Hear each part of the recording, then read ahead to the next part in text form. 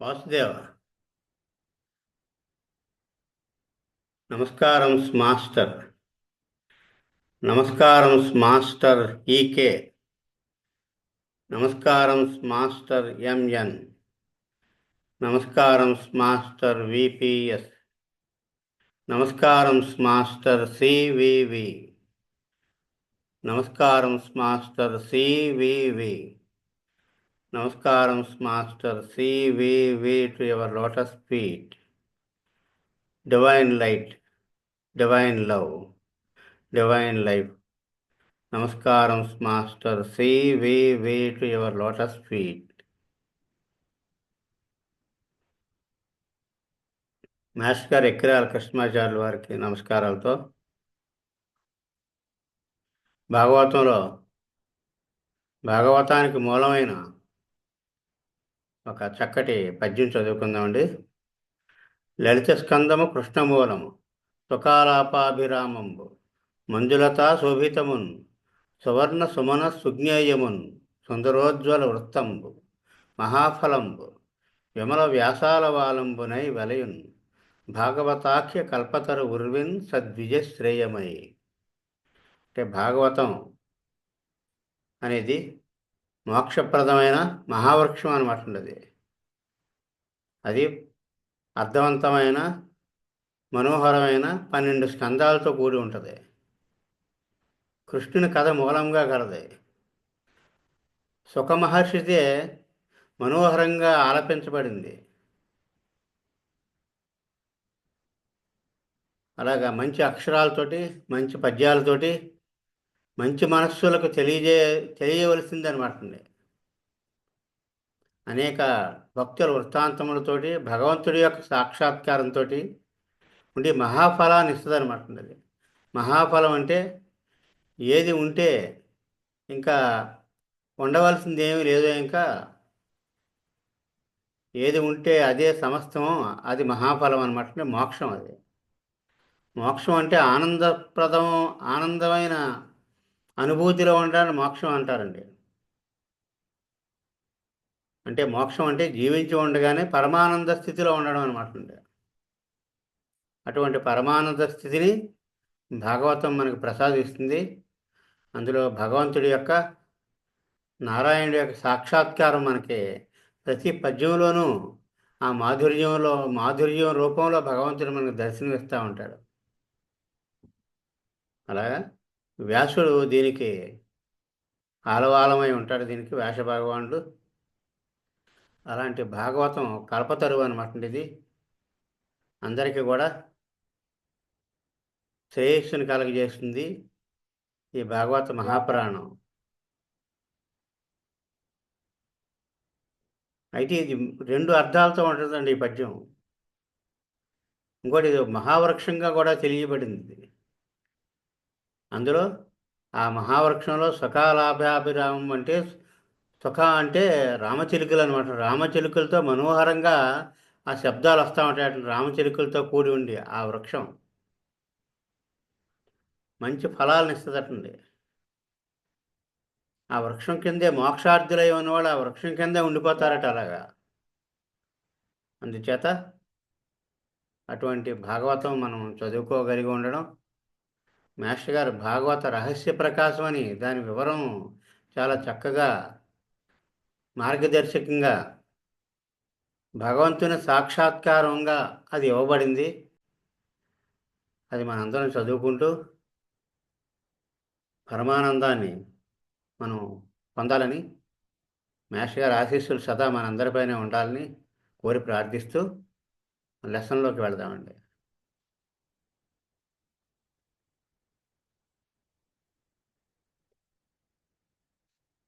మనం లాస్ట్ క్లాస్లో రూస్టాక్స్ అనే మందు చెప్పుకుంటున్నాం. ఇది చాలా కామన్గా మనకి అవసరం అవుతూ ఉంటుందండి. ఇది మామూలుగా విషపూరితమైన చెట్టు. పక్క నుంచి వెళ్తే దద్దుర్లు వచ్చేస్తాయి.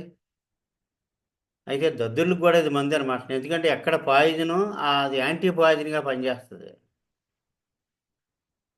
సర్వసాధారణమైన అందరికీ సంబంధించిన ఎన్నో అనారోగ్యాలను ఇది నివారణ చేయగలదు.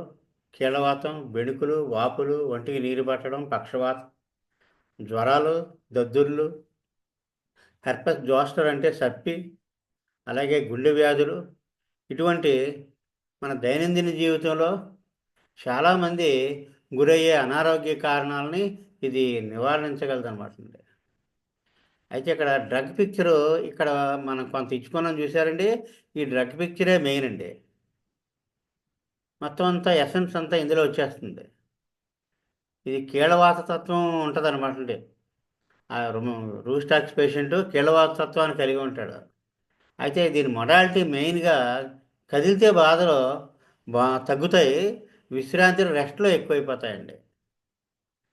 ఇదే మెయిన్ కీలకం అనమాట అండి ఈ మందు సెలక్షన్కి.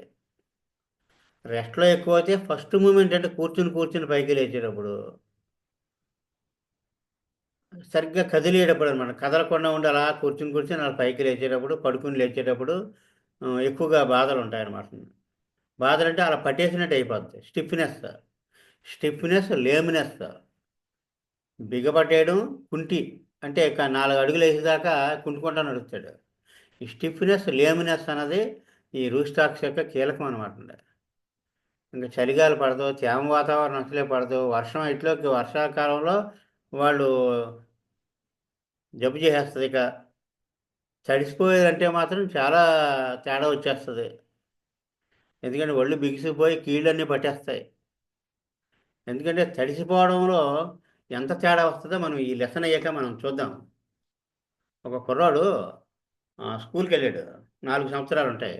ఆ అబ్బాయి ఏం చేశాడంటే ప్యాంట్లో పాస్ పోసేసాడు. చిన్నపిల్లడు కదా.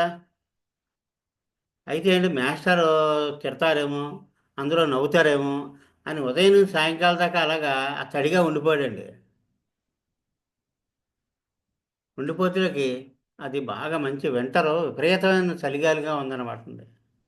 అలాగే భరించేసుకుని సాయంకాలం దాకా ఉండి ఇంటికి వచ్చేసాక నెక్స్ట్ డే మార్నింగ్కి అతను మామూలుగా అంగం వాసిపోయింది. వాసిపోయి అసలు చాలా పెయిన్ వచ్చేస్తుంది. డాక్టర్ గారు అడిగితే ఏమైంది అని అడిగారు. అడిగితే ఏమైందంటే మదర్ చెప్పారు అప్పుడు. ఇలాగా తడిసి ఇతను ప్యాంట్లో యూరిన్ అయిపోయింది. అలాగే ఉండిపోయాడు రోజంతానే పగలంతానే స్కూల్లోను. ఆ మర్నాడు పొద్దుడికి ఇలా వచ్చిందని అన్నారు. రూస్టాక్స్ వేశారండి 30. అది ఈవినింగ్. నెక్స్ట్ డే మార్నింగ్ ఆ వాపది లాగేసింది. పెయిన్ అది తగ్గిపోయింది. చాలా రిలీఫ్ వచ్చేసింది. అంటే మనం ఆ బ్యాక్‌గ్రౌండ్‌లో ఆ సిక్ అయ్యే టైంకి ఆ ముందు ఏం జరిగిందన్నది జాగ్రత్తగా ఎంక్వైరీ చేయాలి మనం. సిక్ అయ్యాడంటే ఖచ్చితంగా ఏదో జరిగుండాలి. కనుక జాగ్రత్తగా అడిగితే వాళ్ళు చెప్తారు. గుర్తు చేసుకొని చెప్తారు. అలాగే నొప్పులు ఇలా పట్టేసినట్టుంటాయి. తిమ్మిర్లుంటాయి. జాయింట్లన్నీ పెయిన్‌ఫుల్, మెడ నొప్పి, మెడ బెణకడం. అది కాక మొడాలిటీ చెప్పుకున్నాం. కారణం కూడా ఒకటుంటది దీనికి. కారణం ఏంటంటే ఓవర్ స్ట్రెయిన్ అయిపోవడం, బరువులు మోసేయడం, ఉదయం నుంచి సాయంకాలం వరకు శరీరాన్ని విపరీతంగా కష్టపెట్టేయడంలో ఇంక వీళ్ళు ఒళ్ళంతా పట్టేసి తేడా వచ్చేస్తది. రెస్ట్‌లో పడుకున్నాడంటే ఆ రాత్రంతా ఇటు దొరలను, అటు దొరలను, అటు దొరలు, ఇటు దొరలను 4 అడుగులు అటు ఇటు తిరుగుతుంటేనే బావుంటది. అంచేత రుస్టాక్స్ వాళ్ళని ఉదయం పడుకొని లేచాక ఉదయం ఎలా ఉంటదని అడగాలన్నమాట. ఒక్క అడుగు కింద పెట్టలేనంటాడు. నడిచాక బావుంటదా అని మనం ముందే అడిగేయకూడదు. మనం ముందు సజెస్టివ్‌గా ఏ క్వెషన్ వేయకూడదండి. మరి లేచిన వెంటనే అసలు 4 అడుగులు కూడా వేయలేనంటాడు. హ్మ్. అయితే అని అడుగుదాం. అయితే అంటే కాస్త నడిచాక బావుంటదంటాడు. అప్పుడు రుస్టాక్స్‌లోకి వస్తామనమాట మనం. మనం ఏంటంటే పలానా డ్రగ్ అనుకుని ఆ డ్రగ్‌లో పెట్టి సతాయించేసామనుకోండి ఒప్పేసుకుంటాడు. అలా చేయకూడదు. వాళ్ళంతట ఆళ్ళు వాలంటరీగా వాళ్ళ నోటంట వచ్చేదే మోస్ట్ వాల్యుబుల్ ఇన్ఫర్మేషన్. మనం ఆ! అంటా ఉండి జాగ్రత్తగా రాబట్టుకోవాలి లక్షణాలని. అలా కళలు కూడా రూస్టాక్స్‌లో అలసిపోతున్నట్టుగా వచ్చేస్తాయన్నమాట. విపరీతంగా శ్రమ పడేస్తున్నట్టు, ఈత కొడుతున్నట్టు, బరువులు మోసేస్తున్నట్టు, బస్ కోసం పరిగెడుతున్నట్టు, బస్సు వెళ్ళిపోతున్నట్టు, అందనట్టు అలా పరుగు, పరుగు, పరుగు, పరుగు కాళ్ళు పీకేస్తున్నట్టు, సరిగ్గా అందిందట్లో ఇంకా మళ్ళీ బస్సు దూరం అయిపోయినట్టు, ఇలా కళ్ళొచ్చేస్తాయంటే నైటు ఆ కాళ్ళు పీకులు, జబ్బల నొప్పులు అన్నీ ఉండి, ఆ కళ రూపంలో అది ప్రతిబింబిస్తదన్నమాట ఆ బాధలన్నీని. మెలుకువతో అమ్మ! బతికాంరా బాబు అనుకుంటా. కీళ్ళవాతంలో ఇది బాగా ఎక్కువ ఇండికేట్ అవుతుంటుందండి. ఎక్కువ దుర్వినియోగం చేయకూడదు. ఎందుకంటే కార్డియాక్ హార్ట్ లక్షణాలు ఉన్నాయి దీనికి. ఎక్కువ సీసాలు సీసాలు వాడేస్తుంటారు కొంతమందులు మామూలుగానే. ఎక్కడో ఎవరో ఇది వాడండి అని అంటే చాలు ఇంకా మొత్తం బాటిల్ అయిపోయేదాకా లాగించేస్తారు. అలా వాడకూడదండి. ఒక మోతాదు అంతే. వెయిట్ చేయాలి. అంచేత జాయింట్లు వాసిపోతాయి, బిగిసిపోతుంది, మెడ పట్టేస్తుంది. సయాటికా పెయిన్ కూడానండి ఇది. కుడి పక్క నొప్పులు ఎక్కువ ఉంటాయి. అలాగే సెరికల్ స్పాండిలైటిస్. సెరికల్ స్పాండిలైటిస్ రూస్టాక్స్తో పాటుగా కాస్టికము, రూస్టాక్స్, కోలోసింత్, సెమిసిఫియోగా, కాల్మియా, లాటిపోలియా ఇవన్నీ కూడా మెడకి కాలర్ పెట్టుకుంటుంటారు చూసారండి. ఆ కాలర్ పెట్టుకునే వాళ్ళకి ఈ మందులన్నీ అవసరం అవుతాయి. దేని ఇండికేషన్స్ బట్టి అది వాడుకుంటారు అన్నమాట. కాస్టికంలో కండరాలు ఎలా బిగబట్టేసినట్టు ఉంటాయండి. అంటే కాంట్రాక్షన్ ఆఫ్ మజిల్స్. నాకేదో తేడా వచ్చేసిందని ఒక వర్రీ ఉంటుంది. రూస్టాక్స్లో భయం ఉంటుందండి. ఏదో ఎవరో ఏదో చెప్తారు. అది నమ్మేస్తారనమాట. నమ్మేసి ఒక ఏమంటారు ఫియర్ సూపర్స్టిషియస్. అలాగే పిల్లలు ఏమైపోతారని బెంగ ఉంటుంది. గబాలను ఏడుపొచ్చేస్తూ ఉంటుంది. అదంతా రూస్టాక్స్. కాస్టికం అంటే కండరాలు సంకోచిస్తాయి. ఇలా లాగి పెట్టేస్తుంటాయి. అలా కోలోసింత్ అస్సలు కదలనివ్వదండి. కొంచెం హర్ట్ అయిపోతారు వీళ్ళు. స్టాఫియాగ్రాలకు వీళ్ళు కూడా గబాలను నొచ్చుకుంటూ ఉంటారు. అలాగే సిమ్సిఫియోగా రెసిమోదా, యాక్టియా రెసిమోదా ఇది కూడా మెడ నొప్పికి. కాల్మియా లాటిపోలియా అంటే మెడ నుంచి ఇలా కింద వరకు పైనుంచి కిందకి దిగే నొప్పులకి కాల్మియా. ఇంకా కొన్ని పెయిన్కి సంబంధించిన మందులు ఇక్కడ మెన్షన్ చేసాం. స్పైజీలియా అంటే ఇది నరం అంతా లాగేస్తూ ఉంటుంది. స్పైజీలియా నరం పొడుగున నొప్పి.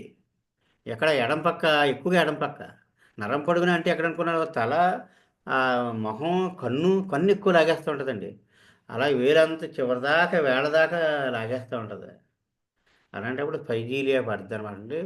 చలిగాలికి ఎక్స్పోజ్ అయ్యాక తేడా వచ్చేస్తుంది. రూస్టాక్స్ లాగా స్పైజీలియా కూడా.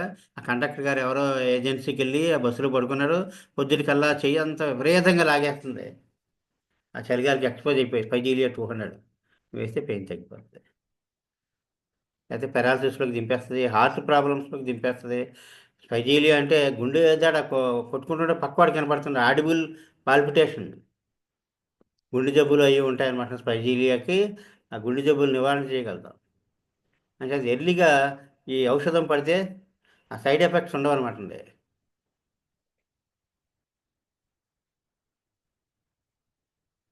అలాగే సయాటికాలో నెపాలియం చెప్పుకున్నాం కదండి. తిమ్మిరి ఇది కలిపి ఉంటుంది.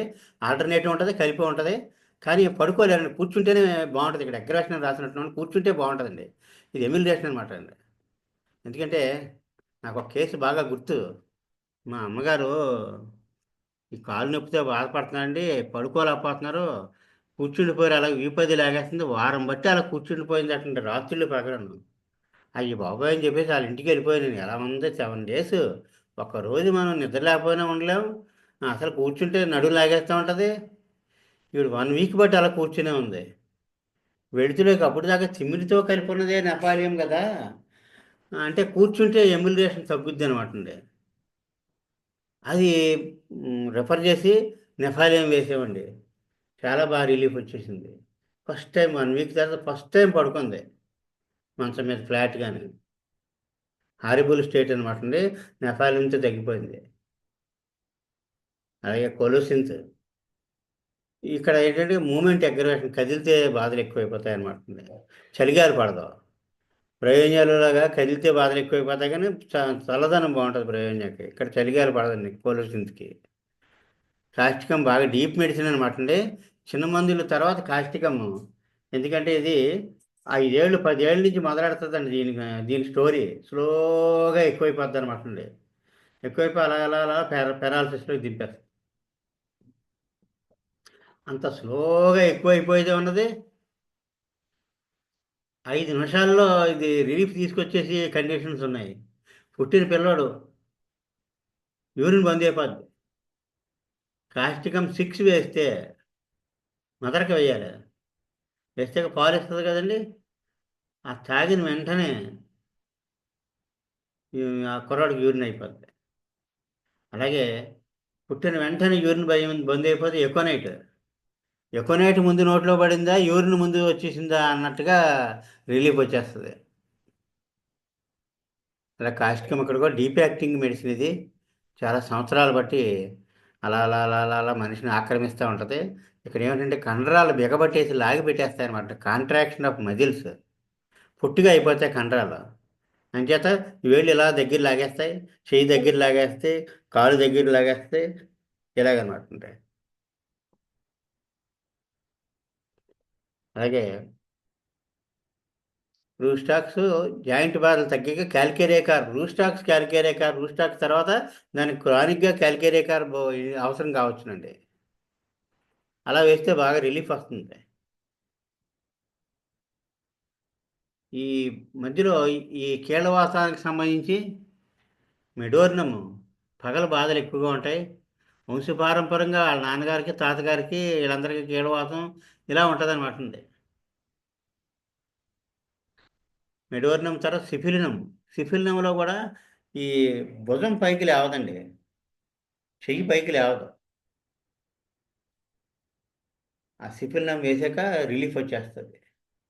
అంటే ఏమంటారు, షోల్డర్ ఫ్రీజ్ అయిపోయి బిగిసిపోద్ది అనమాట. పైటోలక్క కూడా ఎముకల బాధల మీద పనిచేస్తుంది, కీళ్ళవాతం మీద పనిచేస్తుంది. అయితే దీని లక్షణం ఏంటంటే నైట్ బాధలు ఎక్కువగా ఉంటాయి. రెస్ట్లో కాదు కానీ టైం అనమాట. ఇది రూస్టాక్స్ అయితే రెస్ట్లో బాధలు, నైట్ పడుకుంటాడు కనుక ఆ నైట్ రెస్ట్లో బాధలు. ఇది అలా కాదు, టైం, నైట్ టైం. ఎందుకంటే సిఫిలిటిక్ మెడిసిన్ ఇది, అంచేత యాంటీ సిఫిలిటిక్గా పనిచేస్తుంది. ఇది యాంటీ క్యాన్సరస్ పెట్టులక్క, బ్రెస్ట్ క్యాన్సర్ ఇలాంటి వాటి మీద పనిచేస్తుంది.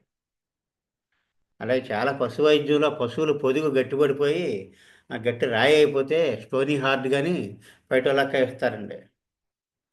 చాలా బాగా రిలీఫ్ వస్తుంది. అలాగే రోటా, రోటా కూడా రూస్టాక్స్ రోటా ఒకలాగా ఉంటాయి. అంటే ఈ బిగిసిపోయినట్టు ఉండడం, 4 అడుగులు వేస్తే బాగుండడం. అయితే రోటా ఎక్కువ ఎముకలు మీద ఎఫినిటీ ఎక్కువ ఉంటుంది అనమాట. బోన్ ఫ్రాక్చర్ అయితే రోటా వేస్తారు, ఫ్రాక్చర్ వేగా అతుక్కుపోవడానికి. అలాగే ఈ టెండాన్స్ అవి కూడా బాగా బిగిసిపోయినట్టు అయిపోతాయి అనమాట అండి. బకెట్ బాగా ఇలా ఎత్తినప్పుడు ఆ బెడికేసి చెయ్యి ఇలాగా లోపలికి లాగేస్తుంది. అంటే అక్కడ కాస్టికం లాగా కాంట్రాక్షన్ ఆఫ్ మజిల్ అనమాట అండి. అప్పుడు రోటా పడుతుందండి.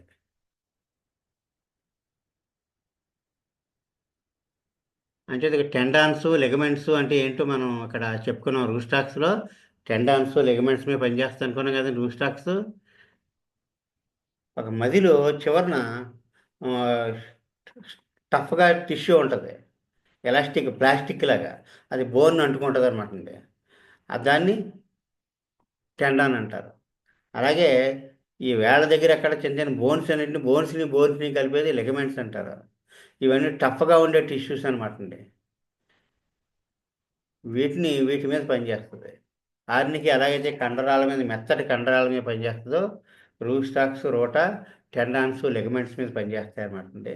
రోటా ఇంకో స్పెషల్ ఏమిటంటే ఎముకల మీద కూడా పనిచేస్తుంది. రోటా గ్రేట్ మెడిసిన్ అండి. ఇవన్నీ కూడా అలాంటివే. రోటాలో ఆ మోషన్ అయ్యే గొట్టం, రెక్టము బయటకు వచ్చేస్తూ ఉంటుంది. ఎప్పుడండి? గొంతు కూర్చున్నప్పుడు. మామూలు ఇండియన్ టాయిలెట్లో కూర్చుంటారు చూసారండి, అప్పుడు రెక్టం బయటకు వచ్చేస్తుంది. సిట్టింగ్ ఆన్ ది ఫీట్ రోటా వేస్తే ఒక కేసులో అది లోపలికి వెళ్ళిపోయింది, ఇంకా మళ్ళీ రాలేదు, మామూలు నార్మల్ అయిపోయింది.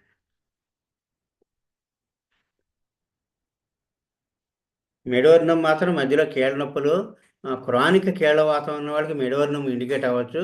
కానీ మెడోర్నం గుర్తుపట్టాల్సింది ఏంటంటే ఎండలోకి వెళ్ళలేరండి, కాళ్ళు మంటలు అయి ఉంటాయి. కొంచెం మనుషులు కూడా కొంచెం అవసరానికి వాడుకోవడం, నమస్కారాలు ఎక్కువగా, అతిగా నమస్కారాలు పెట్టడం, ఇలాంటివన్నీ ఎక్కువ ఉంటాయండి. మెడోర్నం ఇలా చూస్తే మనకు తెలిసిపోద్ది.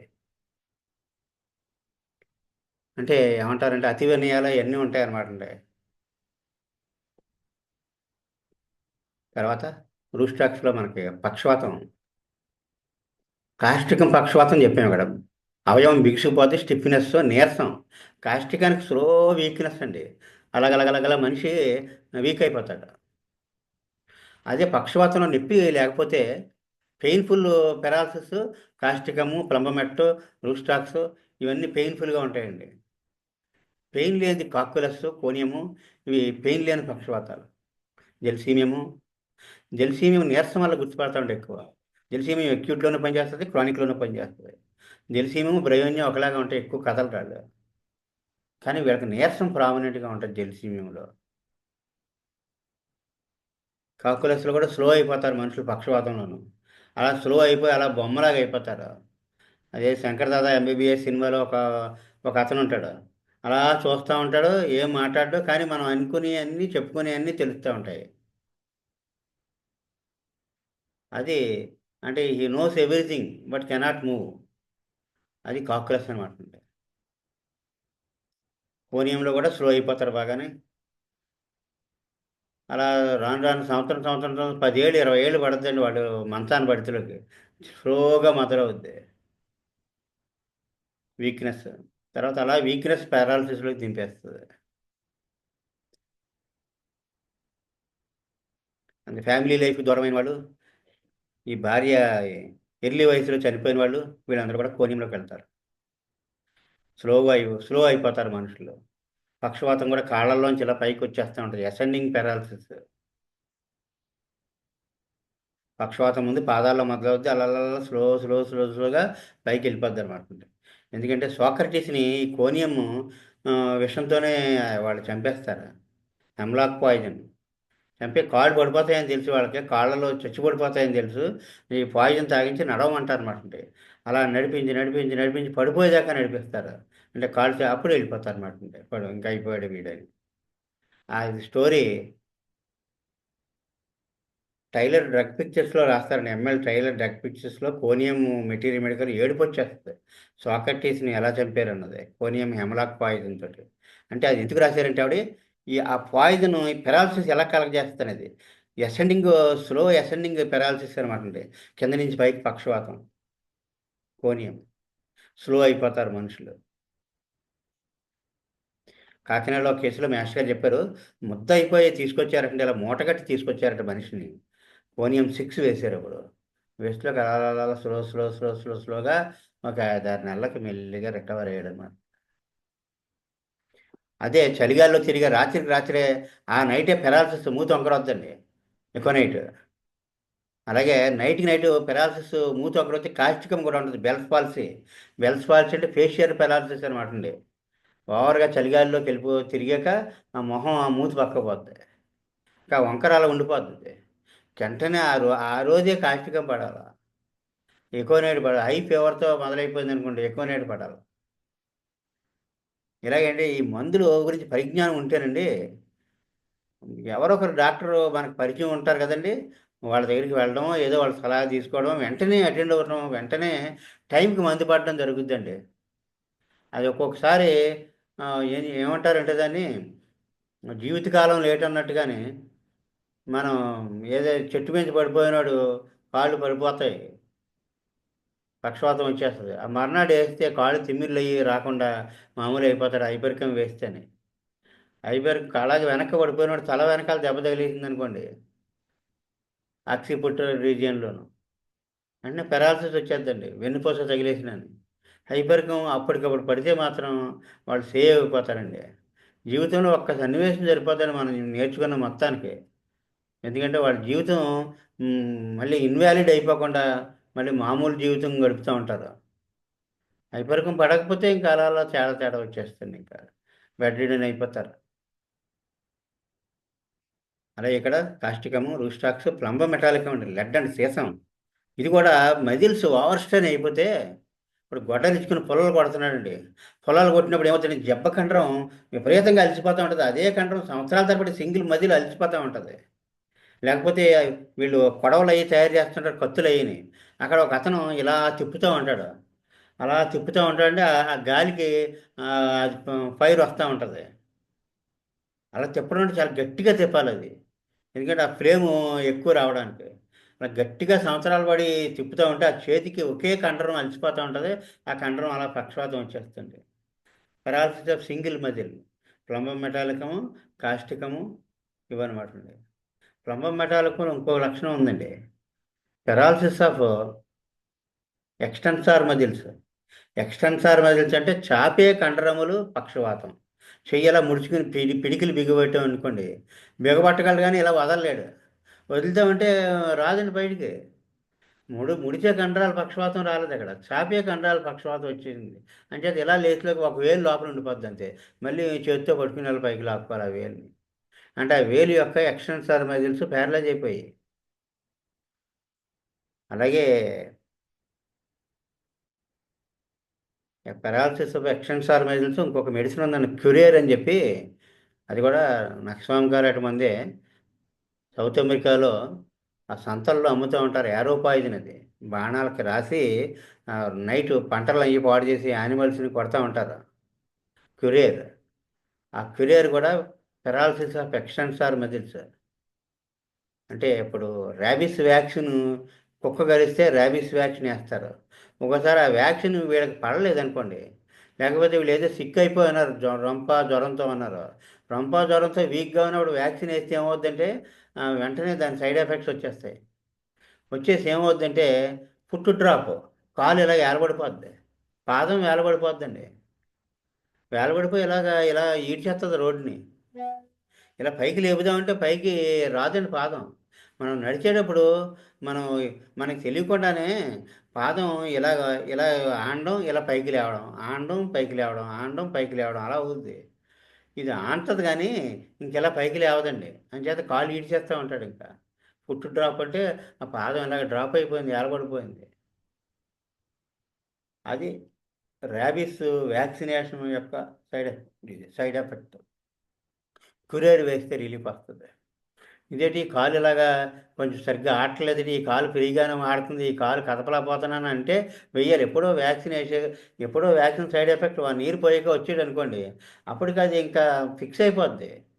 వెంటనే అటెండ్ అయింది ఎప్పుడు కూడా 70% రిజల్ట్ వచ్చేస్తుంది. అలాంటి ఫుట్ డ్రాప్కి క్యురేర్ వాడతారు.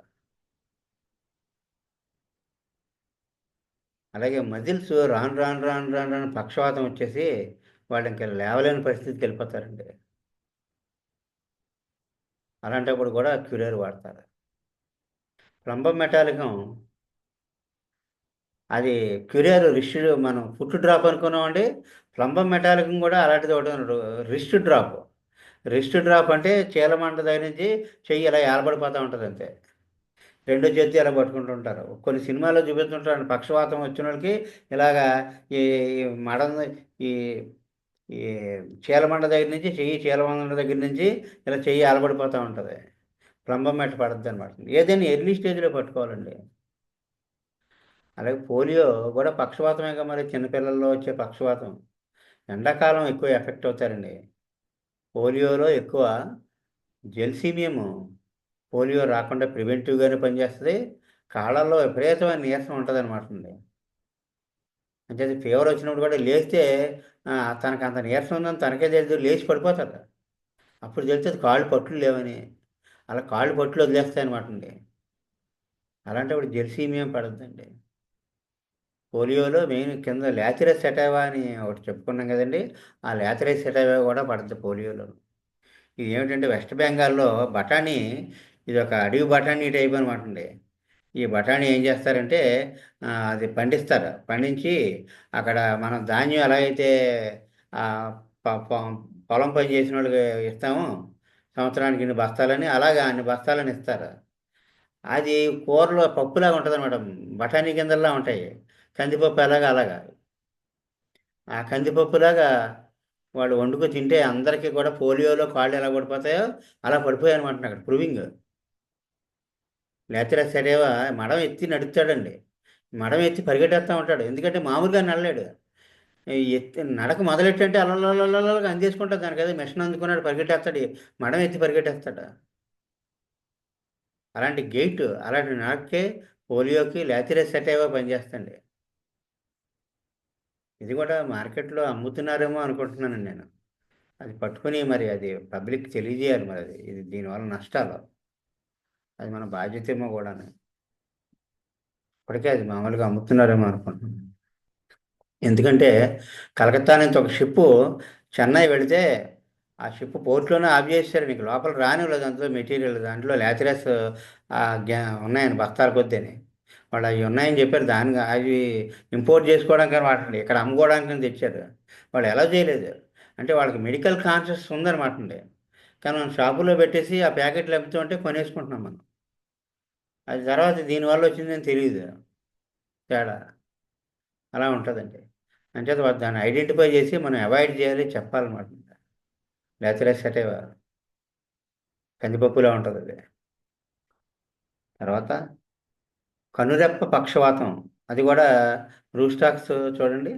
టోసిస్ అని పిలుస్తారు దాన్ని. టోసిస్ అంటే రెప్ప పడిపోవడం అనమాట అండి. షాపు షట్టర్ పడిపోయినట్టుగా పడిపోద్ది. మీరు ఇలా పైకి షట్టర్ తీస్తాం చూసారండి, 10 గంటలకి 9:30కు షాపు తీస్తాం, అలా ఇలా చేతితో పైకి లేపుకోవాలి దీన్ని. టోసిస్ అంటాం. పెరాలసిస్ ఆఫ్ సింగిల్ మజిల్ కదండి. మరి కాస్టికంలో paralysis of single muscle or single organ causticum ptosis.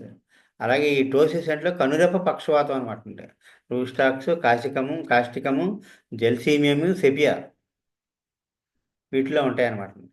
ఒక రెప్పడిపోద్ది ఇంకా ఆ కన్ను ఇంక చూడదు కదా, మరి రెప్పడిపోతూ ఉంటేనే అలా ఎత్తిపెట్టి పట్టుకోలేము మనం. వెంటనే మందులు వేయాలండి. ఇలాంటి పెరాలసిస్ కేసులో మందు వెంటనే పడే. ఈ నాలెడ్జ్ ఉన్న వాళ్ళు ఒక్కళ్ళే వీళ్ళకి తక్కువని అందుబాటులోకి వస్తాయండి ఈ మందులు. వీటికి ఆల్టర్నేటివ్ లేదండి. వీటికి ఈ మందుల వల్లే తగ్గుతుందండి. ఇది దీనికి ఆల్టర్నేటివ్ లేదు. చెట్టు మీద పడిపోయి సరిగ్గా చివరి వెన్నుపూసకి దెబ్బతగిలి కాళ్ళు పడిపోయిన వాళ్ళకి ఆల్టర్నేటివ్ ఏముందండి? హైపర్కేమో ఆల్టర్నేటివ్. ఇంకా ఒక ఆల్టర్నేటివ్ లేదు. హైపర్కిం గురించి తెలిసినవాడు అదృష్టవంతుడు. ఇంకా అక్కడ వాళ్ళు ఆ కాలనీలో ఎవరు పడిపోయినా, వాళ్ళకి తెలిసిన ఎవరు పడిపోయినా వెంటనే మందు ఇతని కారణంగా అందుతుంది. వాళ్ళు రక్షించబడతారు. అలాగే మన పరమార్థం మనకు దక్కుతుంది అనమాట అండి. మనం ఉన్నందుకు గాను ఎవరో ఒకరికి మన ద్వారా ఒక మేలు జరుగుతుంది.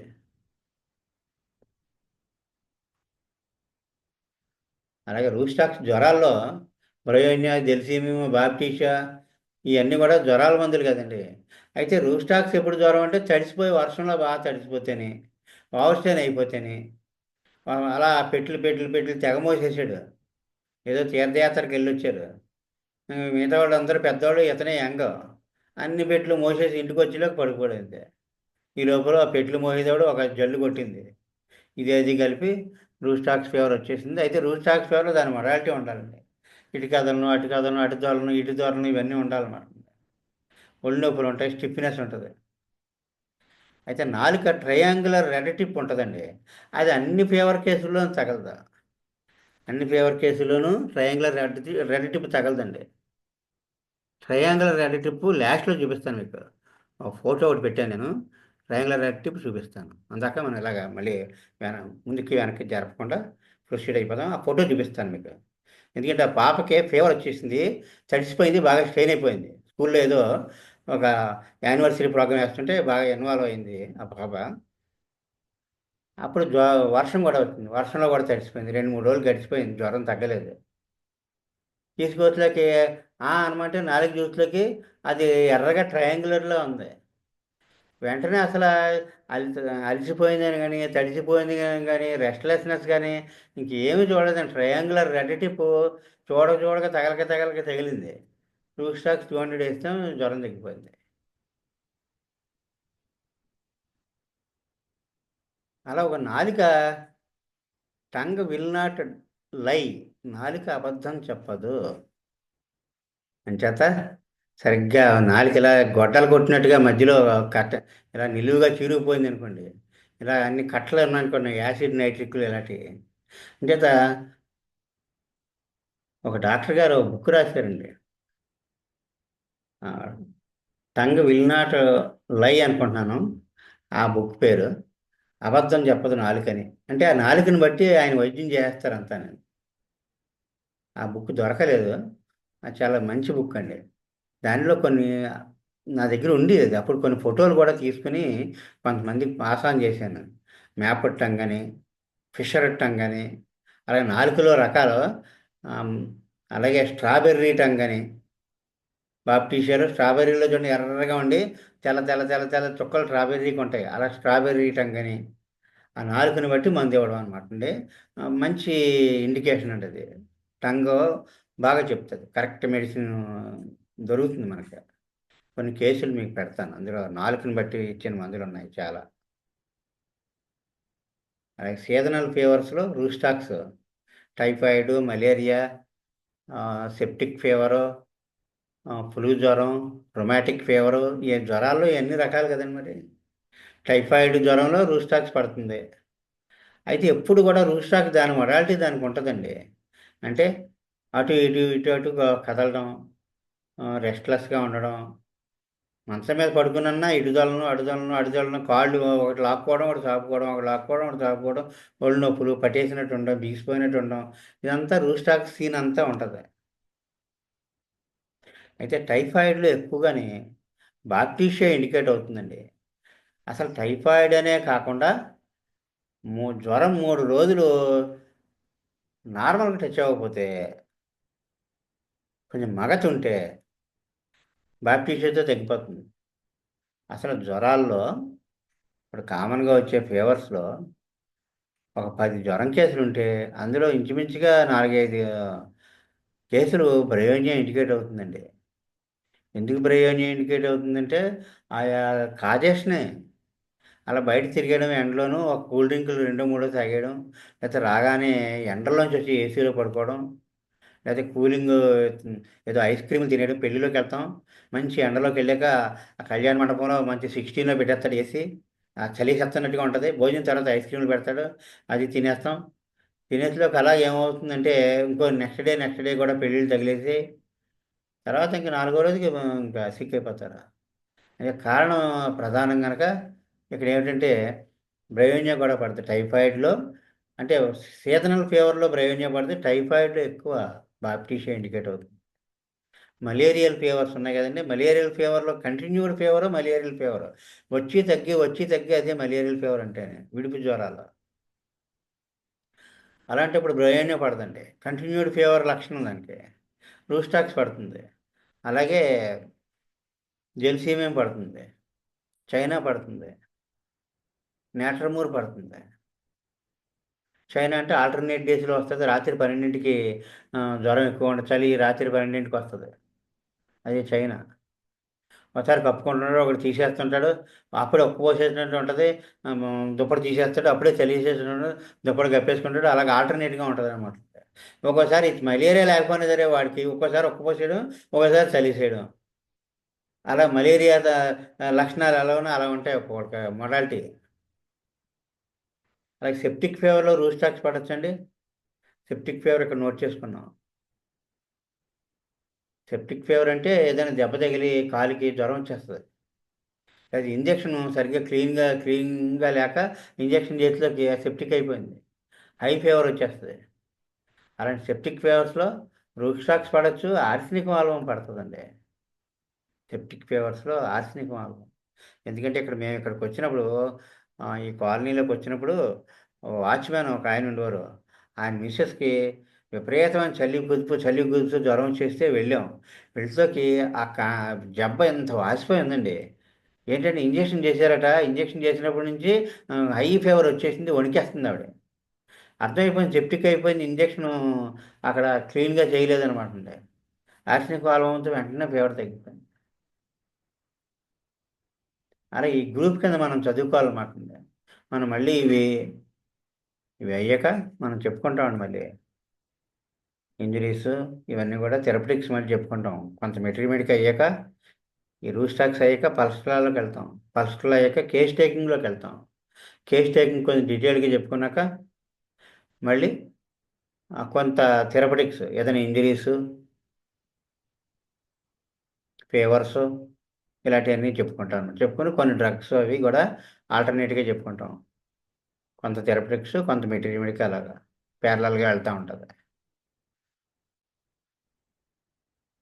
అలాగే రొమాటిక్ ఫీవర్ అని రాస్తుంది చూసారా, చాలా జాగ్రత్తగా ఉండాలి. జ్వరం వచ్చి కీళ్ళు వాసిపోయండి, కీళ్ళు వాసిపోయి ఎర్రగా కీళ్ళు వాసిపోయి ఆ కీళ్ళ వాపులకు కానీ మనం ఏదైనా మందు వేసి వాపులు తగ్గిపోయేటట్టు చేసాము వెంటనే హార్ట్కి కొట్టేస్తుంది.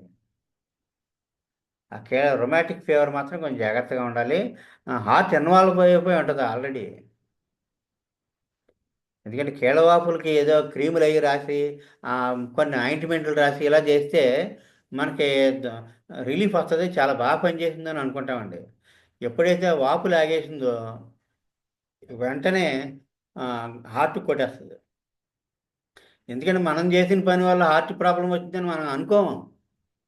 మనం అలా రావాల్సి వచ్చింది, మన శరీర తత్వం అలాంటిది, అది గుండె జబ్బు వచ్చింది, బ్యాడ్ లక్ అనుకుంటాం. లేదని మనమే చేసుకున్నాం అది. ఎందుకంటే ఒక ఆయనకి ఎమర్జెన్సీ అంటే బాగా కీళ్ళు వాసిపోయి చూడమంటే ఆ డాక్టర్ గారు వెళ్ళారు. వెళుతుడికి ఆ బయట నిలబడ్డవాడు లోపల షీ డయింగ్ అండి, ప్రాణం పోయేటట్టు ఉందన్నారు. ఏంటంటే లోపలికి వెళ్తే వాడు ఇలా కూర్చునుండి విపరీతంగా రొప్పేస్తుంది. రొప్పేసి ఇలా బట్టలు అయ్యి కొంచెం నెక్క దగ్గర తీసింది బట్టలు. అప్పుడు అంటే ఈ మోకాలికి ఆయింట్మెంట్లు అవి రాసుకోవడం వల్ల నొప్పి తగ్గి కార్డియాక్ హార్ట్కి వెళ్ళిపోయింది అనమాట. అప్పుడు లెక్సెస్ వేసారండి. ఎందుకంటే ఒంటి మీద బట్ట ఉంచుకోలేరు, ఎస్పెషల్లీ మెడ దగ్గర అసలు ఏది టచ్ అవ్వనివ్వలేరు. సెన్సిటివ్ నెక్ అనమాట అండి. అది చూసి ఆయన ఉక్కిరిబిక్కిరి అయిపోతుంటే లెక్సెస్ వేసారు. తగ్గాక ఎబ్రోటానం వేశారనమాట. మెటాస్టాసిస్. మెటాస్టాసిస్ అంటే ఒక రకమైన జబ్బు తగ్గిపోయి ఇంకొక రకమైన జబ్బులోకి దింపేయడం. అంటే లోపల తత్వంలో జబ్బు ఒకటే, బయటికి మాత్రం రెండు మారువేషాలు మాటండి. కీళ్ళ నొప్పులు వాడు ఒకడును, హార్ట్ ప్రాబ్లం వాడు ఒకడును. ఈ కీళ్ళ నొప్పులు తగ్గిపోయినట్టు తగ్గిపోయింది, హార్ట్లోకి వెళ్ళిపోయింది వ్యాధి. దాన్ని మెటాస్టాసిస్ అంటారు అది. ఆ మెటాస్టాసిస్ ఎబురిడానం అంటారు. చిన్నప్పుడు విరేచనాలు అవుతూ ఉంటాయి. ఆ విరేచనాలకు ఏవో మందులు వేసేసుకుంటే విరేచనాలు తగ్గిపోయి కీళ్ళ నొప్పులు వస్తాయి. కీళ్ళ నొప్పులు తగ్గిపోతే మళ్ళీ జలుబు చేస్తుంది. జలుబుకి మళ్ళీ మందు వేస్తే అలాగా జ్వరం వచ్చి హార్ట్ ప్రాబ్లం వచ్చేస్తుంది. ఇలా ఒకదానికి ఒకటికి సప్రెస్ చేయడం వల్ల, అంటే లోపల ఉన్నది బయటికి రావడానికి అవకాశం ఇవ్వకపోవడం వల్ల మెయిన్ ఏవైతే ఉందో వైటల్ ఆర్గాన్ హార్ట్ కొట్టేస్తుంది అన్నమాట. వైటల్ ఫోర్స్ ఏం చేద్దాం అనుకుంటుంది అంటే బయటికి తీసుకొచ్చి పెడదాం అనుకుంటుంది కొంత ప్రాబ్లమ్ని. అతను ఆల్రెడీ మనిషి ప్రాణాంతకమైన పరిస్థితిలో ఉన్నప్పుడు మన వైటల్ ఫోర్స్ ప్రాణశక్తి ఏం చేస్తుందంటే కొంత ప్రాబ్లమ్ని బయటికి తీసుకొచ్చి లెస్ డేంజరస్ ఆర్గాన్స్ మీద పెడుతుంది. అంటే కీళ్ళు కానీ కీళ్ళు వాస్తే ప్రాణం పోదాం. అలాగే చర్మం కానీ, చర్మం మీద ఏదో ఎగ్జిమా రూపంలో పెట్టేస్తుంది. లోపల ఉండే హార్ట్ డ్యామేజ్ చాలా మట్టుకి తగ్గుద్ది. మనం మామూలుగా ఇక్కడ కీళ్ళకి రాసుకుని, చర్మానికి రాసుకుని అలా రాస్తే ఏమవుతుందంటే ఇంత క్రితం ఏ డ్యామేజ్ వస్తే హార్ట్ దెబ్బతిని చనిపోతాడో ఆ డ్యామేజ్ అవాయిడ్ చేయడానికి అవకాశం ఇవ్వలేదు మనం వైటల్ ఫోర్స్కు. కొంత ప్రాబ్లమ్ను బయటికి గెంటేద్దామని వచ్చి వస్తుంది, బయటికి గెంటనివ్వకుండా మనం చేయి అడ్డం పెట్టేసేలాగా, అయితే లోపలే పెరిగిపోయేలాగా ప్రాణాంతకం అయిపోద్ది అనమాట. అలాగే ఏంటంటే రొమాటిక్ ఫీవర్లో కీళ్ళు వాసిపోయి జ్వరం వచ్చేస్తుంది. మనం ఇక్కడ చాలా కేర్ఫుల్గా హ్యాండిల్ చేయాలన్నమాట. డాక్టర్ ఎవరైతే ఉన్నారో వాళ్ళు కేర్ఫుల్గా ఇవి చూసుకోవాలన్నమాట. అది కూడా బాగా రూస్టాక్స్లో అయితే ఏమిటంటే బయట పిల్లలు విపరీతంగా ఆడేసి ఆ క్రికెట్ ఆడుతున్నంత సేపు, ఆ కబడ్డీ ఆడుతున్నంత సేపు వాళ్ళు పొద్దున్న మొదలెట్టి రాత్రి దాకా ఇంక టైం తెలియదు ఆట శబ్దాలను. కానీ ఇసుక అది బాగా వర్షం వచ్చి తగ్గి ఆ ఇసుక అది బాగా తడిచిపోయింది అనుకోండి అక్కడ, ఆ తడి ఇసుకలోనే అలాగా రోజంతా ఉన్నారనుకోండి, వెంటనే వాళ్ళకి బాగా ఒళ్ళు అలసిపోయింది, తడిలో ఉండిపోయారు. వెంటనే కీళ్ళు వాసిపోయి అప్పుడే గుండె జల్లాడిది మొదలైపోయింది. రూస్టాక్స్ 30 వేస్తారండి అప్పుడు. వేస్తే మళ్ళీ రికవరీ వస్తాడు అతను. లేకపోతే ఆ రూస్టాక్ 30 పడకపోతే కార్డియాక్‌లోకి వెళ్ళిపోతది చిన్న వయసులోనే. తర్వాత గుండె జబ్బుతో కూడిన కీళ్ళ నొప్పులు. కీళ్ళ నొప్పులు ఉంటాయి, గుండె జబ్బు ఉంటది. దాన్ని చూడండి కాల్మియా, లాటిపోలియా. కాల్మియా అంటే నొప్పులు పైనుంచి కిందకి. ఎలాగైతే లెడంపాలు కింద నుంచి పైకి అనుకున్నామో, కింద నుంచి పైకి రావడం వల్ల తేలుమంది అయిపోయిందది. అంటే ఇక్కడ కాల్మియా లాటిపోయిన పైనుంచి కిందకి. పైనుంచి కింద మెడ దగ్గర నుంచి భుజం దగ్గర నుంచి ఇలా చేతిలో దాకా వచ్చేస్తాయి. అంచేతే సెర్వికల్ స్పాండిలైటిస్ కాల్మియా కూడా పడుతుంది. మెడ నొప్పికి కాలర్ పెట్టుకుంటూ ఉంటారు దానికి కూడా. అయితే ఇది చాలా ఇంపార్టెంట్ హార్ట్ మెడిసిన్ అండి ఇది. గుండె జబ్బునిది తగ్గిస్తుంది. చాలా డీప్గా పనిచేస్తుంది. అదే గుండె దడ, హార్ట్ ఫెయిల్యూర్ వెళ్ళేటప్పుడు వాళ్ళకి ఏంటంటే ఆ ఛాతీలో నొప్పి వచ్చి చంకలోకి వెళ్ళిపోయి నొప్పి ఇలా కింద దాకా చేతి దాకా వేళ్ళ దాకా ఇలా కిందకు వచ్చేస్తే కాల్మియా లాటిఫోలియా వేస్తారండి. అలాగే బ్రయోనియా కూడా బాగా చెయ్యి అంతా తిమ్మిరెక్కేస్తూ ఉంటుంది. కార్డియాక్ ఇన్ఫ్రాక్షన్ అంటే గుండెలో గుండె కండరంలో చిన్న పార్టు రక్త ప్రసారం లేక డెడ్ అయిపోద్ది. అలాంటి వాడు కూడా బ్రయోనియా వీళ్ళు కదిలితే నొప్పి వచ్చేస్తుంటుంది అప్పుడు. ఇలా ఊపిరి పీల్చుకుంటే నొప్పి వచ్చేస్తుంది. ఛాతీ అంచేత ఇలా పట్టుకుని నడుస్తూ ఉంటారు. అప్పుడు బ్రయోనియా కూడా ఇండికేట్ అవుతుంది. కాల్మియా, బ్రయోనియా, రూస్టాక్స్ ఇవన్నీ హార్ట్ డిసీజ్కి సంబంధించింది. ఇంకొక గుండె జబ్బు మందు, అక్యూట్ గుండె జబ్బులో పడే మందు ఒకటి ఉందండి. లాట్రోడెక్టస్ మ్యాక్టాన్స్. లాట్రోడెక్టస్ మ్యాక్టాన్స్ అనే ఒక సాలిపురుగు నుంచి తయారు చేస్తారు. అది ఎమర్జెన్సీ హార్ట్ మెడిసిన్ అనమాట అండి. అది మన చిన్న డ్రగ్గే, అప్పుడప్పుడు చిన్న చిన్న చిన్న చిన్న డ్రగ్గులు చదువుకుంటా ఉన్నాం. అది అక్యూట్ హార్ట్ అటాక్ని ఇంకే అటెండ్ అవుతుంది అనమాట అండి. అది లాట్రోడెక్టస్. ఇగో వర్షంలో ఆడాక, క్రికెట్ ఆడాక ఇవన్నీ మనం చెప్పుకున్నది. తర్వాత టాన్సిలైటిస్. టాన్సిల్స్ వాసి ఒళ్ళు నొప్పులు వచ్చేస్తాయి. అస్థిమితం ఉంటేనే రూస్టాక్స్ వేస్తాం. చలిగాలికి రాత్రికి రాత్రి తీవ్రమైన జ్వరం వచ్చేసి పొద్దుటికల్లా ఇంకా ఆ ఏసీడీసీలా ఉంటుంది ఎకోనైట్. ఎకోనైట్ అప్లికేషన్ మామూలుగా ఏమిటంటే ఒక తుఫాన్లాగా వచ్చేస్తుంది. తుఫాన్లో వచ్చి పొద్దుటికి ఇంకా 105, 106 అలాగే వెళ్ళిపోతుంది జ్వరం. కానీ ఆ నైట్ సెకండ్స్లోకి వెళ్ళొచ్చి ఈ టైంలో ఇప్పుడు చలి పెరిగిపోయింది బాగానే. ఈ టైంలో సెకండ్స్లోకి వెళ్ళొచ్చి ఒక 20 కిలోమీటర్లు అయ్యి బండి మీద వచ్చాడు ఇంటికి. వస్తువులకు అంతా ఎక్స్పోజ్ అయిపోయాడు. బట్టలు కూడా సరిగ్గా సెక్యూర్గా వేసుకోలేదు. ఇంకా నైట్కి నైట్ 105 వెళ్ళిపోయి తీవ్రమైన జ్వరం వచ్చేస్తే ఇంకా మూలుగులు అటు ఇటు ఇటు అటు చెక్కొట్టేసుకుంటాడు. ఏమంటారంటే దాన్ని ఎగోని. ఆ ఎగోని ఉండి మనం ఇంకా అతను పలకరించినా సరే మనం పలకరించినట్టు తెలియదండి. ఆ, ఊ, ఆ, ఊ, ఆ, ఊ, ఆ, ఆ, ఆ, ఆ, అలా కొట్టేసుకుంటుంటాడు అనమాట అండి. ఎగోని అంటే ఒక మరణ వేదనలా కొట్టేసుకుంటాడండి. అప్పుడు ఎగోనైట్ వేయారండి. ఎగోనైట్ 200. ఒక 2 మినిట్స్లో మొత్తం అంతా తుఫాను అలా చల్లబడిపోయినట్టు చల్లబడిపోద్దండి ఎకోనైట్ పడ్డ వెంటనే. అది మామూలుగా ఎక్యూట్స్లో ఎకోనైట్ అప్లికేషన్. కానీ ఇప్పుడు ఎకోనైట్ అప్లికేషన్ చాలా విస్తృతంగా ఉందండి. మాస్టర్ గారు కూడా, ఎందుకంటే క్యాన్సర్కి ఎకోనైట్ ఎలాగవుద్ది, పడదు కదా. కానీ ఇదే నొప్పి క్యాన్సర్లో తట్టుకోలేనట్టుగా దొల్లేస్తూ ఉండి అతను అసలు బాబోయ్ బాబోయ్ బాబోయ్ బాబోయ్ బాబోయ్ అంటుంటే అంత తీవ్రంగా ఉండి నొప్పి తట్టుకోలేని నొప్పి వస్తే మాస్టర్ గారు ఎకోనైట్ 200 వేశారు. 200లో టక్మని నొప్పి తగ్గిపోయింది అంతే. నొప్పి తగ్గిపోయి అంటే ఒక షాక్ తినేసినట్టుగా అంత తీవ్రమైన బాధపడిపోతున్నాడు అనమాట. దొల్లేస్తున్నాడు పట్టుకుని క్యాన్సర్లో. 200 వేస్తే ఒక నెల రోజులు ఆఫ్ చేసిందండి. మళ్ళీ వచ్చేసింది. మళ్ళీ 200 వేశారు. 15 రోజులు ఆఫ్ చేసింది. తర్వాత అన్నము అదొక 2 నెలలు ఆఫ్ చేసింది. తర్వాత మళ్ళీ వచ్చేస్తే ఇంకొక అన్నము ఒక నెల ఆఫ్ చేసింది. తర్వాత ఎలా ఎకోనైట్ అన్నంకి లేదు అక్కడ కలకత్తా రాసి వాళ్ళు నాచారు. ఎకోనైట్ అన్నం ఎవరు వాడతారండి అని నవ్వుకుంటున్నారు వాళ్ళు. ఆ మాస్టర్ గారి యొక్క అప్లికేషన్ అది. అప్పుడు ఎకోనైట్ అన్నం వచ్చాక వేస్తే చానాళ్ళు అతను బాధ లేకుండా చాలా కాలం ఆ, ఉపశమనం కలిగింది అతనికి. అలాగే ఎకోనైట్లో ఇంకొక అప్లికేషన్ ఏంటంటే భయం అండి. లిఫ్ట్ ఎక్కడానికి భయం, ట్రైన్లో వెళ్ళడానికి భయం, ఏరోప్లేన్లో వెళ్ళడానికి భయం. ఇలాంటి భయాలు ఉంటాయండి ఎకోనైట్లోను. ఆ భయాలు పోతాయన్నమాట. కొంతమంది లిఫ్ట్ ఎక్కరండి, భయం వేసి మెట్ల మీద వెళ్ళిపోతారు. ఎకోనైట్ వేస్తే భయం పోతాయి.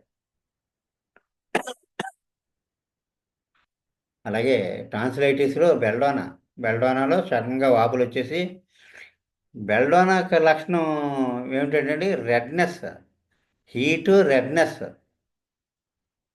బర్నింగ్. బర్నింగ్ అంటే ఆళ్ళకి మండదు. మనం చెయ్యి ఎత్తే మనకు సుర్రుమంటదండి. 106 జ్వరం, మన వేళ్ళు కాలిపోతున్నట్టుగా సెన్సేషన్ వస్తుంది. అంత వేడి ఉంటుంది. బర్నింగ్, హీట్ అనమాట అది. తర్వాత రెడ్నెస్, కళ్ళు అయ్యి ఎర్రగా అయిపోతాయి. అలాంటప్పుడు ఆ వాపు వాసిపోద్ది వెంటనే. ఇది కూడా సడన్నెస్, రెడ్నెస్, హీట్ ఉన్నట్టుండి ఉన్న ఫలంగా వచ్చేస్తుంది బెల్డోనాలో. అంచేత ఫస్ట్ టాన్సిలైటిస్ ఫస్ట్ స్టేజ్లో బెల్డోనా పడుతుందండి. చీము పట్టాక అప్పుడు మెరకసాల అయ్యి వెళ్తారు. బెరట కార్బో మెరకసాల అవన్నీ వెళ్తారండి. చీము పట్టాకనే. చీము పట్టిన స్టేజ్లో కెంట్ గారు ఏమంటారంటే, నాకు ఈ స్టేజ్ అయితే నేను ఇవి పెద్ద తగ్గదని చెప్పేస్తారు. చీము పట్టి దాకా తీసుకొస్తేనే. అలాగే హెపార్సల్ టాన్సిల్స్ వచ్చి నొప్పి వచ్చేస్తుంటుందండి. చలికి ఆగలేరు, విపరీతం షార్ప్ పెయిన్ వచ్చేస్తుంది హెపార్సల్ఫ్లో. హెపార్సల్ చీము పట్టే మందుల్లో ఒకటి, చీము తగ్గడానికి. మెర్క్సాల్లో చీము పట్టాక పెయిన్ ఒక మాదిరిగా ఉంటుంది. హెపార్సల్ఫ్లో గిలగల్లాడిపోయేటట్టు ఉంటుందండి. చురుకు చురుకు చురుకు పొట్టేసి, సెన్సిటివ్ టు పెయిన్, బాధ తట్టుకోలేనంత వచ్చేస్తాయి అనమాట అంటే చీము పట్టేసి. ఇది ఎక్కడన్నా యాప్సెస్ అంటే లోపల చీము పట్టేసి ఉన్నా, లేకపోతే చీము కురుపులు ఉన్నా, చీము పట్టే పరిస్థితుల్లోనూ, లేకపోతే మన ఫిస్టులాలో తట్టుకోలేనంత పెయిన్ వచ్చేసి అందులోంచి పసలా వస్తున్నా సరే, మోషన్ అయ్యే చోట గొట్టం లాంటి పుండుని ఫిస్టులా అంటాం. ఆ ఫిస్టులాలోనూ హెపార్ సల్ఫ్ వేస్తే పెయిన్ తగ్గుద్ది. హెపార్ సల్ఫ్ నక్స్వామికి ఒకలాగా ఉంటారండి. వీళ్ళిద్దరు విపరీతమైన కోపిష్టి వాళ్ళు. అతను థ్రెటనింగ్ బెదిరిస్తా ఉంటాడు అతను.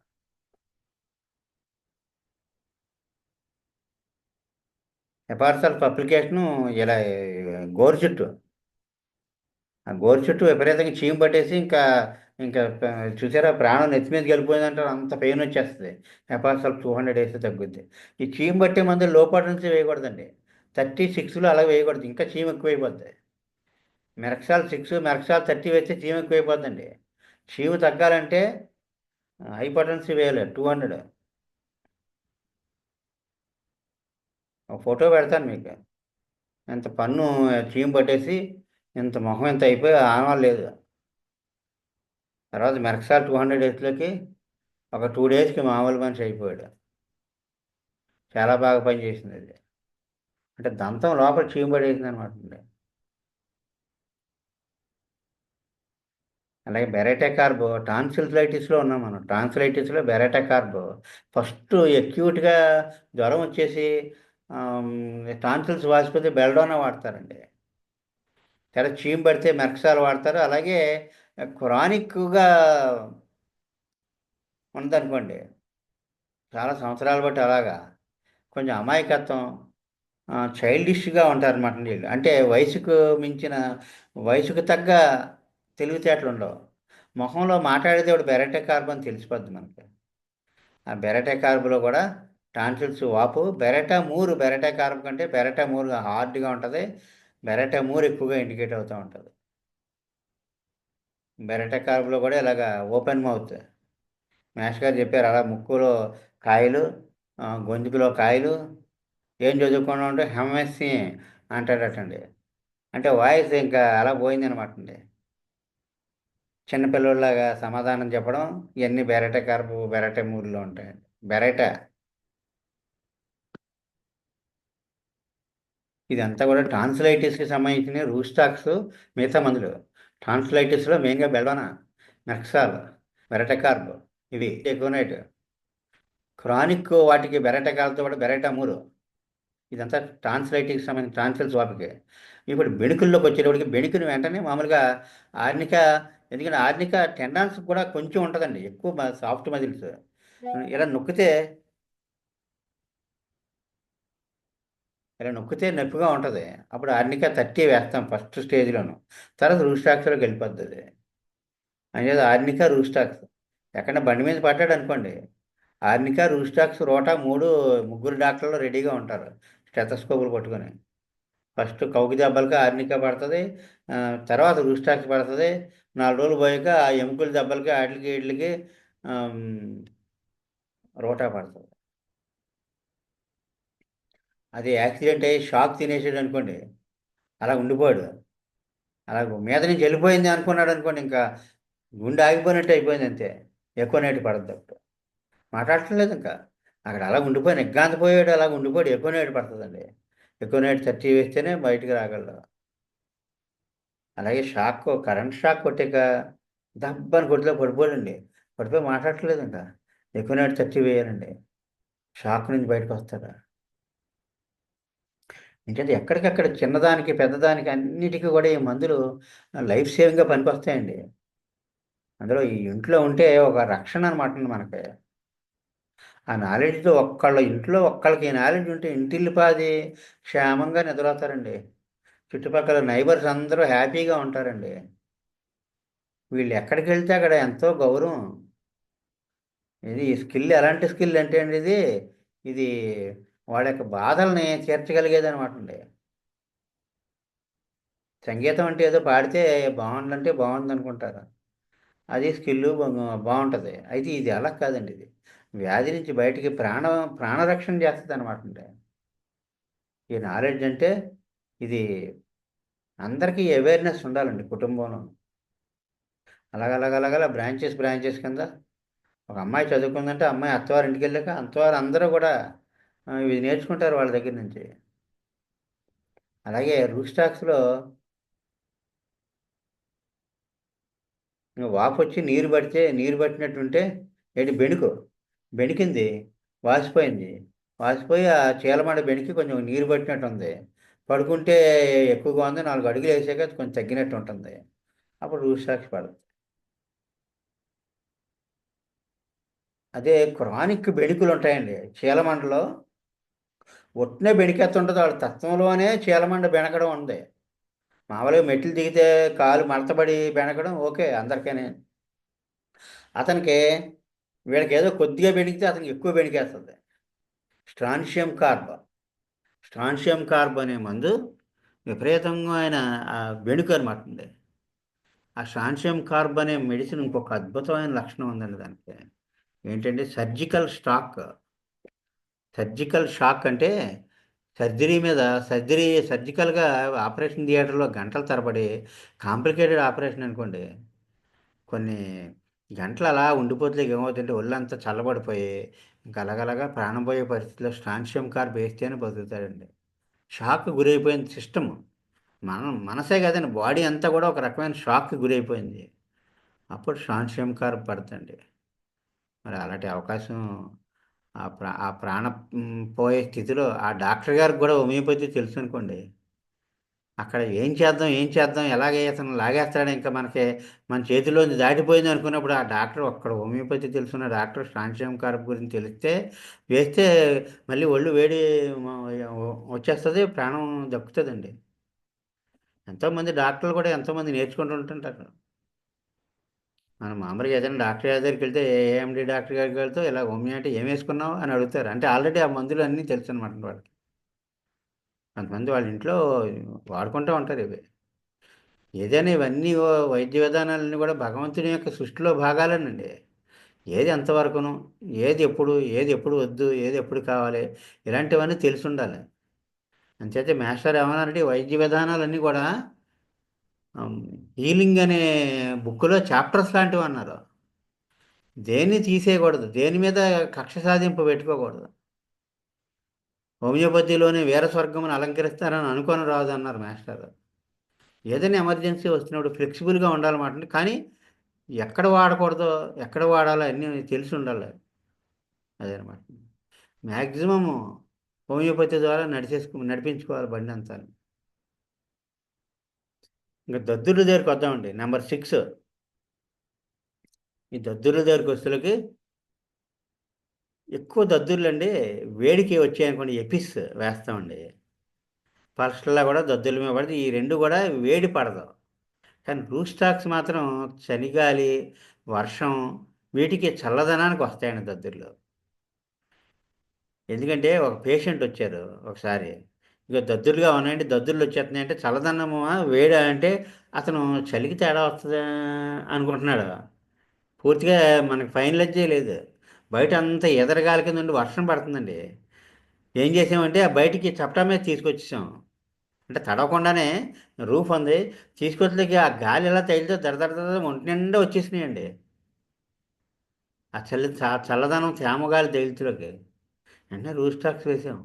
తగ్గిపోయింది. మళ్ళీ రాలేదు. అసలు దద్దుర్లని ఎప్పుడు అనలేదింక. అది అలాంటి చలిగాలి, చల్లదనం, తేమ వాతావరణానికి దద్దుర్లు. అలాగే ఎపిస్ మాత్రం చల్లగా ఉంటే బాగుంటుంది, పర్సలాగా చల్లగా ఉంటే బాగుంటుంది. నేట్రమూర్ కూడా దద్దుర్లు ఉంటాయండి, అది కూడా చల్లదనం బాగుంటుంది. ఒకసారి ఆ స్టూడెంట్ దద్దుర్లు వచ్చేస్తున్నాయండి అని వచ్చేసాడు. వచ్చేస్తే ఎప్పుడు వస్తున్నాయి నీకు అని అడిగాం. సరిగ్గా లంచ్ అవర్లో వస్తుంది అన్నాడు.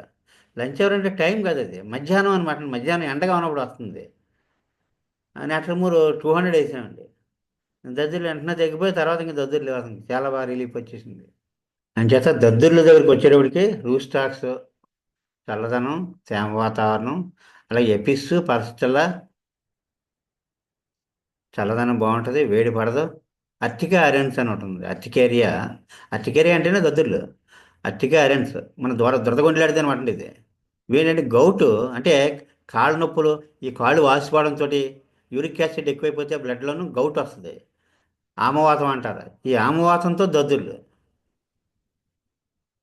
అర్టికా అరెన్స్ 6 వాడుతుంటామండి మామూలుగాని, బాగా పనిచేస్తుంది దద్దులకి. నేట్రమూరు కూడా చెప్పుకున్నాం క్రింద, ఎండ పడదు, ఎండలోకి వెళ్తే దద్దుర్లు. అదే బొవిస్టా అని ఉందండి ఇంకోటి, బొవిస్టా, అది కూడా దద్దుల మీద పనిచేస్తుంది, అర్టికేరియా మీద పనిచేస్తుంది. ఈ ఓవరాల్గా దద్దుల గురించి. తర్వాత చర్మ వ్యాధులు, ఎరప్షన్స్ అంటే చర్మ వ్యాధులు, కానీ చర్మ వ్యాధి తగ్గి ఆస్తమా. ఇప్పుడు అందరు డాక్టర్లు అన్ని సిస్టమ్స్ కూడా ఇవి చెప్తున్నాయండి. చర్మ వ్యాధి కానీ పైన ఏదైనా క్రీములు కానీ ఆయింట్మెంట్ కానీ ఏం రాసినా ఆస్తమా వచ్చేస్తుంది. ఒకసారి లోపలికి వెళ్ళి వస్తే మొండిగా అయిపోద్దండి, ఇంక తగ్గదండి మిగతా ఎన్ని మందులకి. మళ్ళీ చర్మ వ్యాధి బయటకు వస్తే కానీ ఆస్తమా తగ్గదు. అంచేత ఏంటంటే ఎక్కువ ఈ చర్మ వ్యాధులు సప్రెస్ చేయడానికి ఎవరు చూడరండి ఇప్పుడు. చర్మ వ్యాధి తగ్గి ఆస్తమా వస్తే రూస్టాక్స్, పల్స్టెల్లా, సల్ఫరు, ఆర్సెనిక్ వాలం, వాటి మొడాలిటీస్ని బట్టి పడతాయి. అలా ఎగ్జిమా అంటే పొలుసుడే పొట్టుడే చర్మ వ్యాధి. రూస్టాక్స్కి అయితే దురద, మంట, ఎర్రగా షైనింగ్లా ఉండి చలిగాలి పడకపోతే. అంటే అక్కడ ఏంటంటే చర్మం మీదే వేసే మందులు వేయకూడదు, కానీ దాని మెటీరియల్గా మనం చెప్పుకుంటున్నాం. అంటే దాని ఆ లక్షణాలు ఏంటనేది మనకు తెలియాలి కదా మరి. అదేనమాట రూస్టాక్స్. ఇది ఏంటంటే కోల్డ్ వెట్ వెదర్, అంటే ఈ వర్ష వాతావరణానికి ఎక్స్పోజ్ అయిపోతే ఈ చర్మ వ్యాధి ఇంకా ఎక్కువైపోద్ది అనమాట. ఇక డ్రగ్ రిలేషన్షిప్ దగ్గరికి వచ్చేటప్పటికి మరి చుట్టరికాలు కాంప్లిమెంటరీ టు రూస్టాక్స్ ఏంటంటే బ్రయోనియా. రూస్టాక్స్, బ్రయోనియా పడుతుంటాయని, కానీ మొడాలిటీ తేడా, అంతా తేడాయే. క్యాల్కేరియా కార్బ్, రూస్టాక్స్ తర్వాత క్యాల్కేరియా కార్బ్ బాగా ఇండికేట్ అవుతుంది. బ్రయోనియా తర్వాత క్యాల్కేరియా కార్బ్ వేయకూడదు. వేయకూడదు అంటే వేయకూడదు అని గుర్తుపెట్టేసుకోవాలి అది. క్యాల్కేరియా కార్బ్కి బ్రయోనియాకి నప్పదు. రూస్టాక్స్ తర్వాత క్యాల్కేరియా కార్బ్ బాగా పూర్తి చేస్తుంది. అలాగే మెడోర్నము, ఫైటోలక్క, మెగ్నీషియా కార్బ్ ఇవన్నీ ఉన్నాయి కాంప్లిమెంటరీ మెడిసిన్స్ కింద. అలాగే ఇనిమికల్స్, రూస్టాక్స్, ఎపిస్, ఇనిమికల్స్. అంటే ఇనిమికల్స్ వేస్తే ఏంటి అంటే జబ్బు చేస్తుంది. మన వల్ల, మన కారణంగా ఒకరికి ఆరోగ్యం చేకూరాలి, కానీ మన కారణంగా ఎవరో కూడా నష్టం కలగకూడదు, హాని కలగకూడదు. అది బాగా గుర్తుపెట్టుకొని ఏ మందు డాక్టర్ ఎవరైనా సరే ఏ మందు అప్లై చేస్తానా ఎనిమికల్స్ కానీ ఏమైనా ఉన్నాయా చూసుకుంటూ ఉండాలండి. ఈ ఎనిమికల్స్ లిస్ట్ ఒకటి పెడతాను మీకు మామూలుగా. Rhus tox, apis, inimicals. అలాగే silicea, merc sol inimicals, China digitalis inimicals, ఇలా అనమాట. ఆ ఎనిమికల్ డ్రగ్స్ ఒకదాని తర్వాత ఒకటి వేయకుండా చూసుకోవాలండి. అలాగే మనం అనుకున్నాం కదండి, sulphur calcarea carb lycopodium, SCL, అదే వరుసలో వెళ్ళాలి. సుప్రీంకోర్టు లాయర్ గుర్తుపెట్టుకోవడమే, ఎస్సిఎల్ను ఆ వరుసలోనే వెళ్ళాలి, వెనక్కి రాకూడదు. క్యాల్కేరియా కార్బ్ తర్వాత సల్ఫర్ పడకూడదు. అలాగా కంపారిజన్లో తడిసిపోతే రూస్టాక్స్, నేట్రమ్ సల్ఫ్ వర్షంలో, వర్షాకాలం వల్ల తేడా చేస్తాను. నేట్రమ్ సల్ఫ్ చాలా deep medicine, deep antipsychotic. Silicea ఒకటి, నేట్రమ్ సల్ఫ్ ఒకటి, వీటితో తగ్గితే ఇంక మళ్ళీ రాదండి ఆస్మా. వర్షాకాలం వచ్చేస్తుంది, కొంచెం మబ్బు వేస్తే వర్షం పడితే ఆస్మా వచ్చేస్తుందంటే నేట్రమ్ సల్ఫ్తో తగ్గిపోద్ది ఆస్మా. నేట్రమ్ సల్ఫ్తో ఆస్మా తగ్గితే మళ్ళీ రాదండి ఇంకా, అంత బాగా తగ్గిపోద్ది. అలాగే రోడోడెండ్రాన్ కూడా ఉందండి. రోడోడెండ్రాన్ అంటే ఎక్కడో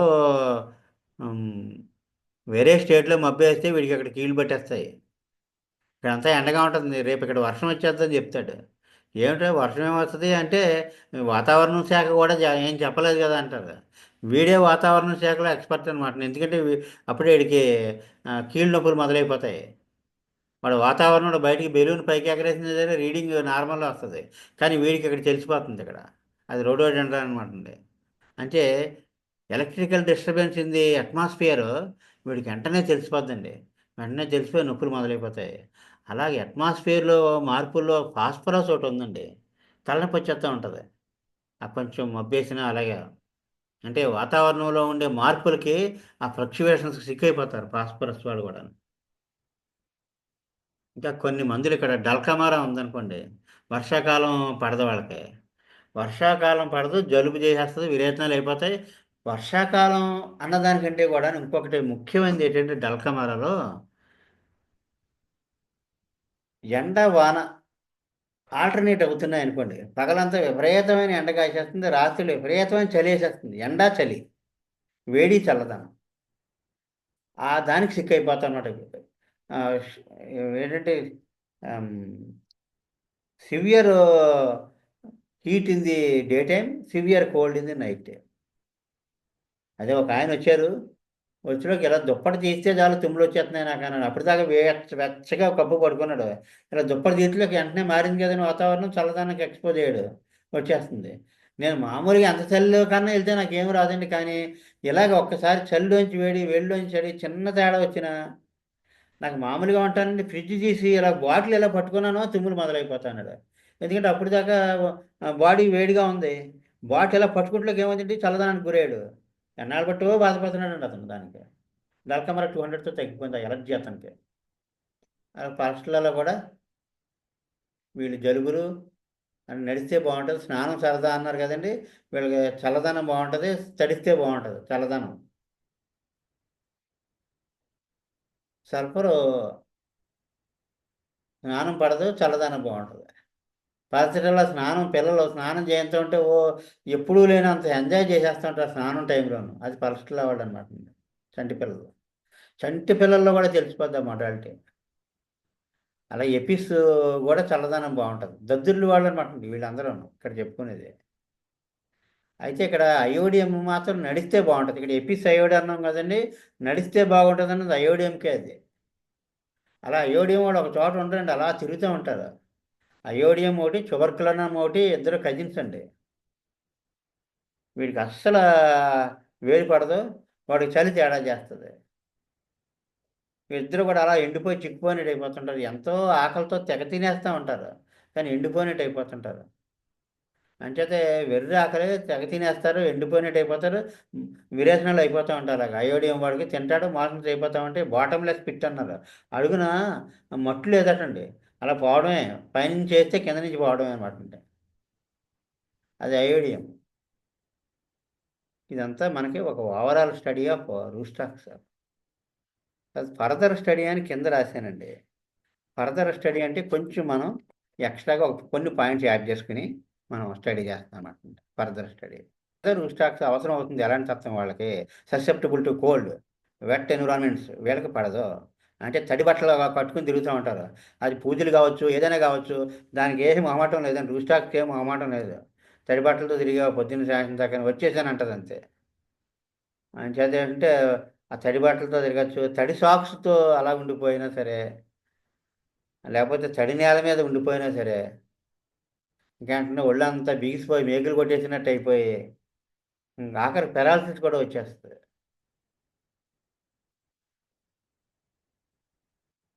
అంటే వీళ్ళ కీళ్ళవాత తత్వం అనుకున్నాం కదా, ఇదంతా చక్కగా రూస్టాక్స్ యొక్క విశ్వరూపం అనమాట అండి.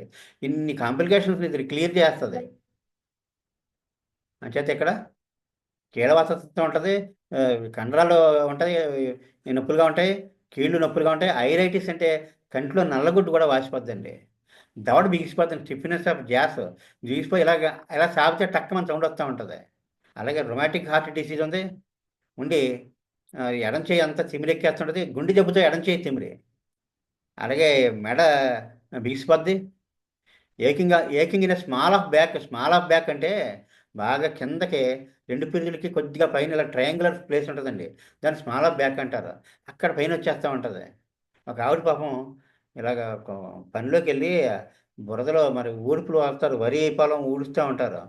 అప్పుడు నాట్లు ఇలా లాగి పైకి ఇలా ఊడి కాళ్ళు ఇలా పైకి లాగుతుంటే బాగా అలసిపోయింది, సరిగ్గా స్మాల్ ఆఫ్ బ్యాక్లో పట్టేసింది అనమాట. స్టాక్స్ వేసాక రిలీఫ్ వచ్చింది. అయితే నలుగు అలా తిరుగుతుంటే బాగుంటుంది. Relieved by continuous motion. Right sciatic nerve. మోకాళ్ళు స్టిఫ్నెస్ అంటే మోకాళ్ళు బిగిసిపోవడం.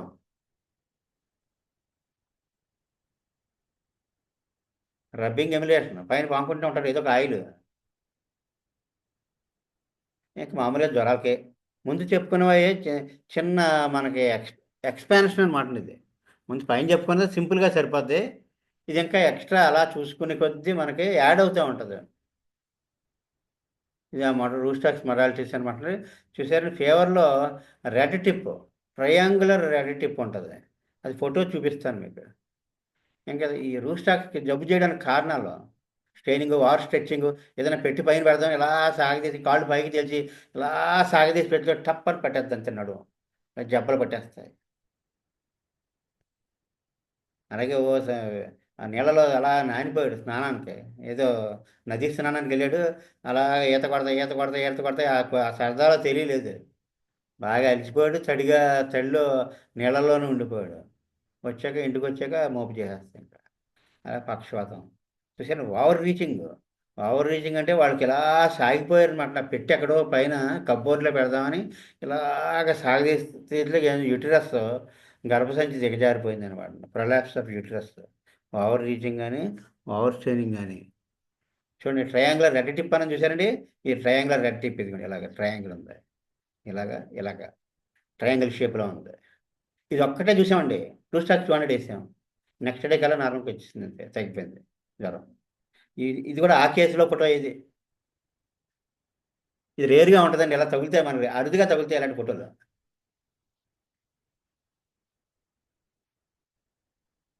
అదే టాన్సిలైటిస్కి, అర్టికేరియా అంటే దద్దుర్లు మనం చెప్పుకున్నామండి. అలాగే మెనింజైటిస్లో కూడా, మెదడువాపు జ్వరంలో కూడా, యాంగ్జైటీ, రెస్ట్లెస్ అనేది, విరేచనాలు, టైఫాయిడ్ ఫీవర్లో విరేచనాలు అని చూసారండి. టైఫాయిడ్ 3వ వారంలో మోషన్స్ పట్టుకుంటాయండి. ఫస్ట్ వారం అంతా అలా లేస్తూ ఉంటుంది జ్వరం. 104కి వెళ్ళాక అక్కడ హ్యాండ్స్ అప్. సెకండ్ వారం అంతా 104లో అలా ఉండిపోద్ది. థర్డ్ వారం డౌన్ అవ్వడం మొదలవుద్ది. క్యాండిడేట్ 104లో ఉండిపోద్ది, కాన్స్టిపేషన్ చేస్తుంది, మోషన్ అవుతుంది. ఇంకా థర్డ్ వారంలో ఏమవుద్ది, డౌన్ అవ్వడం మొదలవుద్ది. ఈ పేగుల్లో పేయర్స్ గ్లాండ్స్ అని ఉంటాయి, ఆ గ్లాండ్స్ ఇన్ఫెక్ట్ అయిపోయి అక్కడి నుంచి విరేచనాలు పెట్టేసుకుంటాయి. ఆ గ్లాండ్స్ ఇలా బ్రేక్ అయిపోయి విరేచనాలు, బ్లడ్ ముక్కలు కంటల కింద విరేచనాలు అయిపోతాయి. Very dangerous. థర్డ్ వీక్ 3 వారాలు ఉంటుంది టైఫాయిడ్. థర్డ్ వీక్లో మోషన్స్ పట్టేసుకుంటారు అన్నమాట. అప్పుడు అల్యూమినా ఇలాంటి కొన్ని మందులు ఇండికేట్ అవుతుంటాయంటే అప్పుడు ఆ స్టేజ్ దాకా అసలు ఉండకూడదండి. టైఫాయిడ్ అబార్ట్ అయిపోవాలి. 3-4 రోజులు 5 రోజుల్లో టైఫాయిడ్ తగ్గిపోవాలండి. ఏ బ్యాక్టీరియాతోనూ బ్రైనియాతోనూ మనకు తెలియకుండానే టైఫాయిడ్ అని తెలియకుండానే ఈ మందుల వల్ల సిమ్టమ్స్ బట్టి వేస్తే తగ్గిపోతూ ఉంటాయి అవి. థర్డ్ వీక్ అయ్యాక అప్పుడు బయటకు వస్తాడు. వీక్ ఫెయిల్ అయితే అక్కడ బ్లడ్ మోషన్స్ అయిపోతుంటాయి, ప్రాణాంతకం అయిపోద్ది. అదే టైఫాయిడ్ తర్వాత మళ్ళీ ఆఫీస్కి వెళ్ళిపోయి సైకిల్ తొక్కుంటే వెళ్ళిపోయాడు అనుకోండి, కొంచెం స్ట్రెయిన్ అయ్యాడు అనుకోండి, మళ్ళీ టైఫాయిడ్ వచ్చేస్తుంది. డబల్ టైఫాయిడ్ అంటారు దాన్ని. ప్రమోషన్ వచ్చినట్టుగా వచ్చేస్తుంది అంతే. ఇంకా రన్ డౌన్ అయిపోతాడు మనిషి. అదే టైఫాయిడ్ వచ్చాక మాత్రం ఒక వారం 10 రోజులు చాలా రెస్ట్లో ఉండాలి, లేకపోతే మళ్ళీ తిరగబెట్టేస్తుంది టైఫాయిడ్. అలాగే గొంతు బొంగులు. పాడదామని అనుకుంటులోకి స్టార్టింగ్ ట్రబుల్ వీళ్ళకి, ఎందుకంటే నడిస్తే బాగుంటుంది. నడిస్తే ఫస్ట్ మూమెంట్ ఎగరవేషన్ కదా, మరి గొంతుక్కి అంతే. First movement aggravation. నడిచే కొద్దీ మాట్లాడే కొద్దీ బాగానే ఉంటుంది. ఒక చిత్రమైన కేసు కూడా చెప్తానండి. మా ఇక్కడ ఈ హౌస్ కట్టుకునేటప్పుడు వాచ్మ్యాన్ ఒక అతను ఉండేవాడు. పాకలో బయట పాక వేసుకుని అతను ఈ వాటరింగ్ చేయడానికి దానికి ఉన్నాడనమాట అండి. అతను దగ్గు వచ్చేస్తుందండి అని వచ్చాడు. మరి ఏంటి ఎప్పుడు వస్తుందంటే మాట్లాడుతున్నంత సేపు దగ్గు ఉండటం లేదండి, మాట్లాడటం ఆపేస్తే దగ్గు వచ్చేస్తుందట. అంటే ఏమవుతుంది, ఈ గొంతుకి స్వరపేటిక కదులుతున్నంత సేపు దగ్గు లేదు, స్వరపేటిక కదలటం మానేస్తే దగ్గు వచ్చేస్తుంది. 2 స్టాక్ సరిపోయింది కదండి. Movement amelioration, rest aggravation. దేనికి? స్వరపేటికి. ఆయన చేత మాట్లాడుతుంటే దగ్గు రావట్లేదండి అన్నాడు. మాట్లాడుతుంటే దగ్గు రాకపోవడం, మాట ఆపేస్తే దగ్గు రావడం ఏంటి అని విచిత్రమైన రూల్ టాక్స్ ఏమో. ఎక్కడైనా మొరాలిటీయే కదా మరి. మొరాలిటీ అనేది యూనివర్సల్. రూల్ టాక్స్ సెట్ చేస్తే టక్కుమని దగ్గు తగ్గిపోయింది. మొరాలిటీ కాఫ్ మీద మొరాలిటీ అనమాట అది. అగ్రవేషన్ మూమెంట్ అన్నది అలా ఉంటుందండి. అంచేతే కొందరు ఎస్ఆర్ పాతక్ ఇలాంటి వాళ్ళు వాళ్ళు చాలా బ్రాడ్గా రాస్తారండి. ఓవరాల్గాని పెయిన్ ఇన్ పాయింట్స్ స్పాట్స్ కాలిబైక్రోమికం అని రాస్తారు. స్పాట్ లాంటి ఒక స్పాట్ లాంటి మచ్చన్న, లేకపోతే పెయిన్ ఉన్నా అందులోనే ఇలా రౌండ్గా అల్సర్స్ వస్తాయి.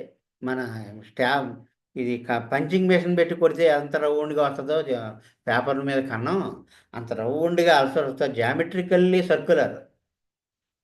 అలాంటి వాడికి కాలిబైక్రోమికం పడుద్ది. అల్సర్స్ అనుకున్నాం. ఒక పాప వచ్చింది. ఆవిడకి ఒంటి మీద మచ్చలు, గొల్లు మచ్చలు. ఆ మచ్చలు ఎలా ఉన్నాయంటే ఎడ్జెస్ చాలా రౌండ్గా ఏదో ఒక ఇన్స్ట్రుమెంట్తో గీసినట్టు ఉన్నాయండి. కాలిబైక్రోమికం తట్టి వేసాం. వేసరికి మొత్తం బొల్లి అంతా తగ్గిపోయిందండి. ఆ ఒక్క మొడాలిటీ ఎంత అద్భుతంగా పనిచేసిందో చెప్పాలండి. బొల్లి మరి అసలు మామూలుగా అయితే ఒక పట్టాను లొంగదు కదా, లుకోడెర్మా. అలాంటిది ఒక్క ఖాళీ బైక్ మొడాలిటీ తోటి రౌండ్గా సర్క్యులర్, ఎగ్జాక్ట్లీ సర్క్యులర్ స్పాట్స్ ఒళ్ళంతా రూపాయి కాసుల కింద మొత్తం ఒళ్ళంతా ఏదో సంపద కింద పట్టేసింది మచ్చలు. ఖాళీ బైక్ వేస్తే తగ్గిపోయింది.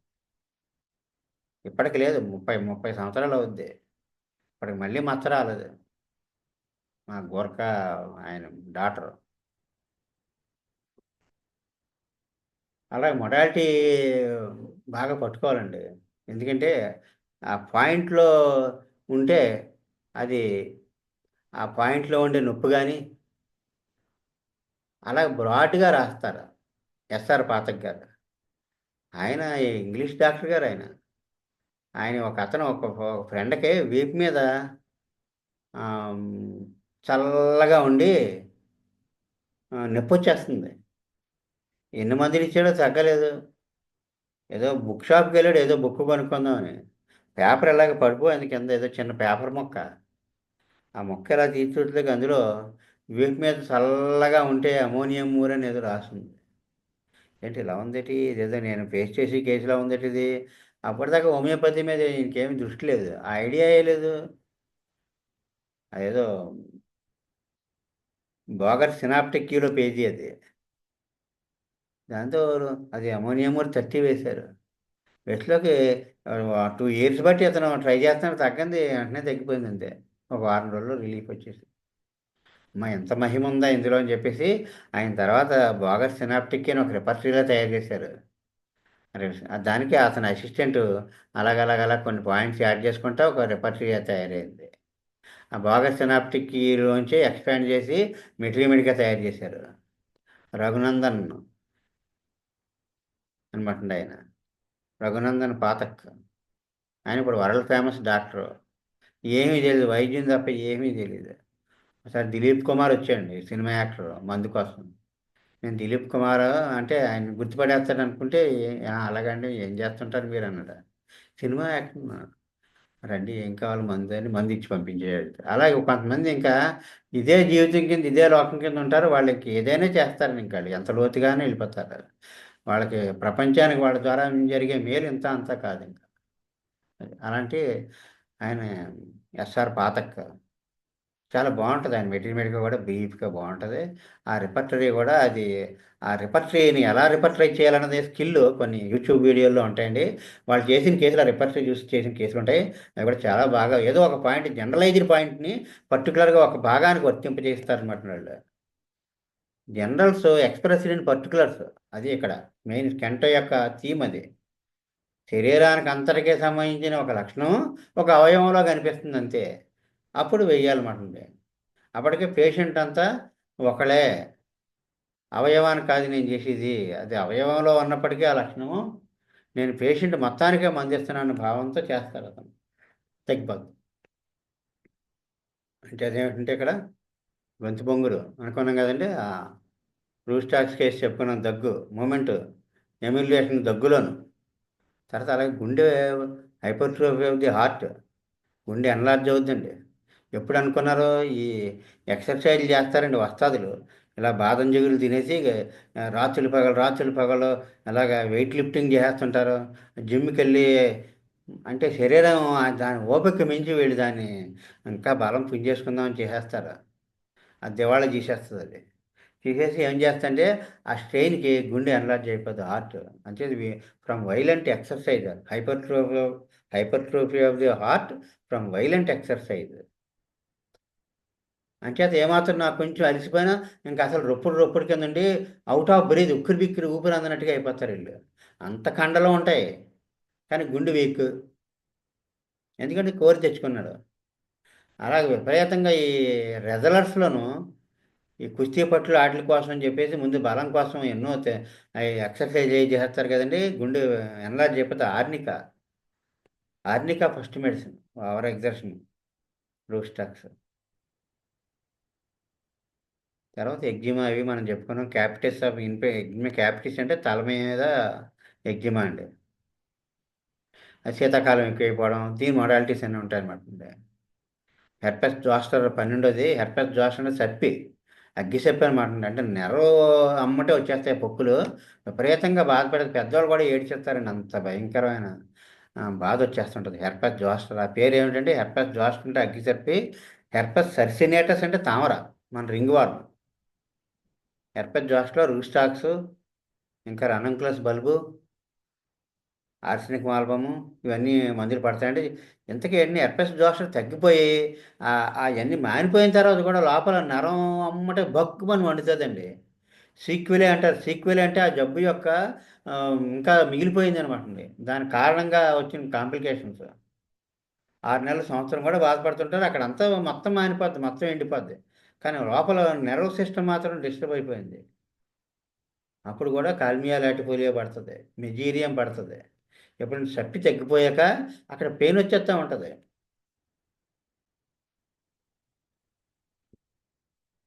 యాంకిల్ చీలమండ బెణికి నీరు పట్టేయడం. కాన్స్టిట్యూషనల్గా వాడు యాంకిల్ బెణుకుతుంది అనుకున్నాం కదండి, వాళ్ళ తత్వంలోనే ఉంది యాంకిల్ బెనకడం. యాంకిల్ అంటే చీలమంట, కాలు చీలమంట, స్ట్రాన్షియం కార్ప్. మనం తక్కువ వాడతాం, తక్కువ వినుంటాం మనం దాని పేరు. అలాగే కాంప్లిమెంటరీ ఇవన్నీ మనం చెప్పుకున్నామండి. ఎనిమికల్లో మనం ఒకటే రూస్టాక్స్, ఎపిస్ గుర్తుపెట్టుకోవాలి. ఎనిమికల్స్ మిగతా అన్ని మనం చదువుకున్నాయి. కంపారిజన్ ఒకటి ఉందండి. ఆ కంపారిటివ్ అకౌంట్ చాలా ఇంపార్టెంట్ అనమాట. అంటే తడిసిపోతే వచ్చిన సైడ్ ఎఫెక్ట్స్కి రూస్టాక్స్ ఒకటేనా, ఎలియం సెఫా ఒకటి ఉంది, ఉల్లిపాయ. అలాగే నీళ్ళల్లో పడిపోయి నీళ్ళల్లో ఉండిపోతాడు. ఇంకా యాంటిమ్క్రూడ్ కూడా వర్షంలో తడితేనే, ఎండలో ఎండితేనే కూడా.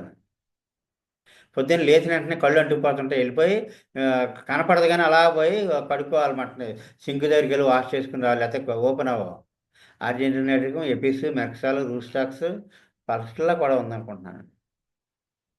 ఇలాగ ఇవి కంపారిటివ్ అకౌంట్ అనమాట. ఇవన్నీ మనం మనం చదువుకున్న దాంట్లో ఇవన్నీ వచ్చాయి. చూసారండి, when rhus rhus tox seems indicated but fails to cure urticaria దద్దుర్లు. భవిష్ట అనుకున్నాం చూసారండి, పఫ్ బాల్ అండి ఇది. పఫ్ బాల్ అంటే మన పుట్టగొడుగుల్లా ఉంటాయి అనమాట, మష్రూమ్స్. పఫ్ బాల్ అంటే అందులోంచి ఒక చినుకు పడింది అనుకోండి, ఒక మన సిగరెట్ లాగి ఇలా బయటకు పొగ వదులుతారు చూసారండి, అలా ఫోర్స్గా బయటికి అందులోంచి డస్ట్ లాగా బయటకు వస్తుంది. వాటి స్పోర్ట్స్ అనమాట అండి. ఆ స్పోర్ట్స్ బయటకు వస్తాయి. అంటే పఫ్ బాల్ అంటే భవిష్ట. ఇంకా అలా ఊపిరి పీల్చుకుంటుంటే గొంతులో చల్లగా ఉన్నట్టు ఉంటుంది. బ్రోమియం, రూస్టాక్, సల్ఫర్. ఇలాగా మీరు అలా రిఫర్ చేసుకోవచ్చండి. ఇది అగ్రివేషన్, ఎమ్యులేషన్ అన్నీ మనం చెప్పుకునేవి. మళ్ళీ అక్కడక్కడ కొత్తవి తగులుతాయి, కొత్తవి.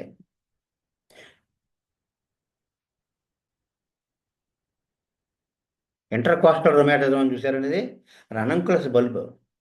ఇదేమో మోకాళ్ళు అయ్యి పట్టేయడం అయ్యి రూస్టాక్స్ బ్రైవేనియం ఉంటే, రనంకులస్ బల్బ్ ఏంటి ఇక్కడ ఉంది చూసారండి. ఇదేంటంటే ఇది రనంకులస్ బల్బ్. ఇది ట్యూబర్కులర్ డ్రగ్ అండి. ఇది చాలా deep medicine. Premature deaths in the family, కుటుంబంలో వ్యక్తులు 20 ఏళ్ళకి 30 ఏళ్ళకి చనిపోతూ ఉంటారు. టీబీ బేస్ ఉంది ఫ్యామిలీలోను. అలా ఇప్పుడు రన్నింగ్ క్లాస్ వాళ్ళు 200 అన్నం పడతాయి అనమాట అండి. వీళ్ళకైతే డొక్కల్లో నొప్పులు వచ్చేస్తాయండి మెయిన్. అంటే రొమాటిజం ఆఫ్ ఇంటర్ కాస్టల్ మజిల్స్. ఈ ఈ రిబ్స్ మధ్యలో ఉన్న మజిల్స్ నొప్పులు వచ్చేస్తూ ఉంటాయి. ఒక మాస్టర్ ఇలాగా స్నానం చేసేలా ప్యాంట్ వేసుకుంటున్నారు. టక్కుమని పడేసింది ఇలాగ హ్యాండ్స్ అప్ ఇలా ఉండిపోయి కదలనివ్వదు మెదలనివ్వదు. ఫోన్ చేశారు. రన్నింగ్ క్లాస్ బల్బ్ తెచ్చి పంపించామండి. పంపించలేకి ఆయన కాలేజీకి వచ్చి ఏంటండి బాబు ఇలా పట్టుకొని టక్కమని వదిలేసినట్టుగా నోట్లో పడ్డాయి వెంటనే వదిలేసిందండి అన్నారు. ఆ మందులు అంత బాగా పనిచేస్తాయని అనుకున్నాం అప్పుడు. అని చెప్పి ఇవన్నీ కూడా మనం చెప్పుకునేవి. మీరు కొత్తది ఏదైనా మీకు డౌట్ ఉంటే పూర్తి అయింది. స్వస్తి ప్రజాభ్య పరిపాలయంతాం న్యాయేన మార్గేణ మహిమహీషాం గోబ్రాహ్మణేన శుభమస్తు నిత్యం లోకా సమస్తా సుఖినో భవంతు. లోకా సమస్తా సుఖినో భవంతు. లోకా సమస్తా సుఖినో భవంతు. వాసుదేవ.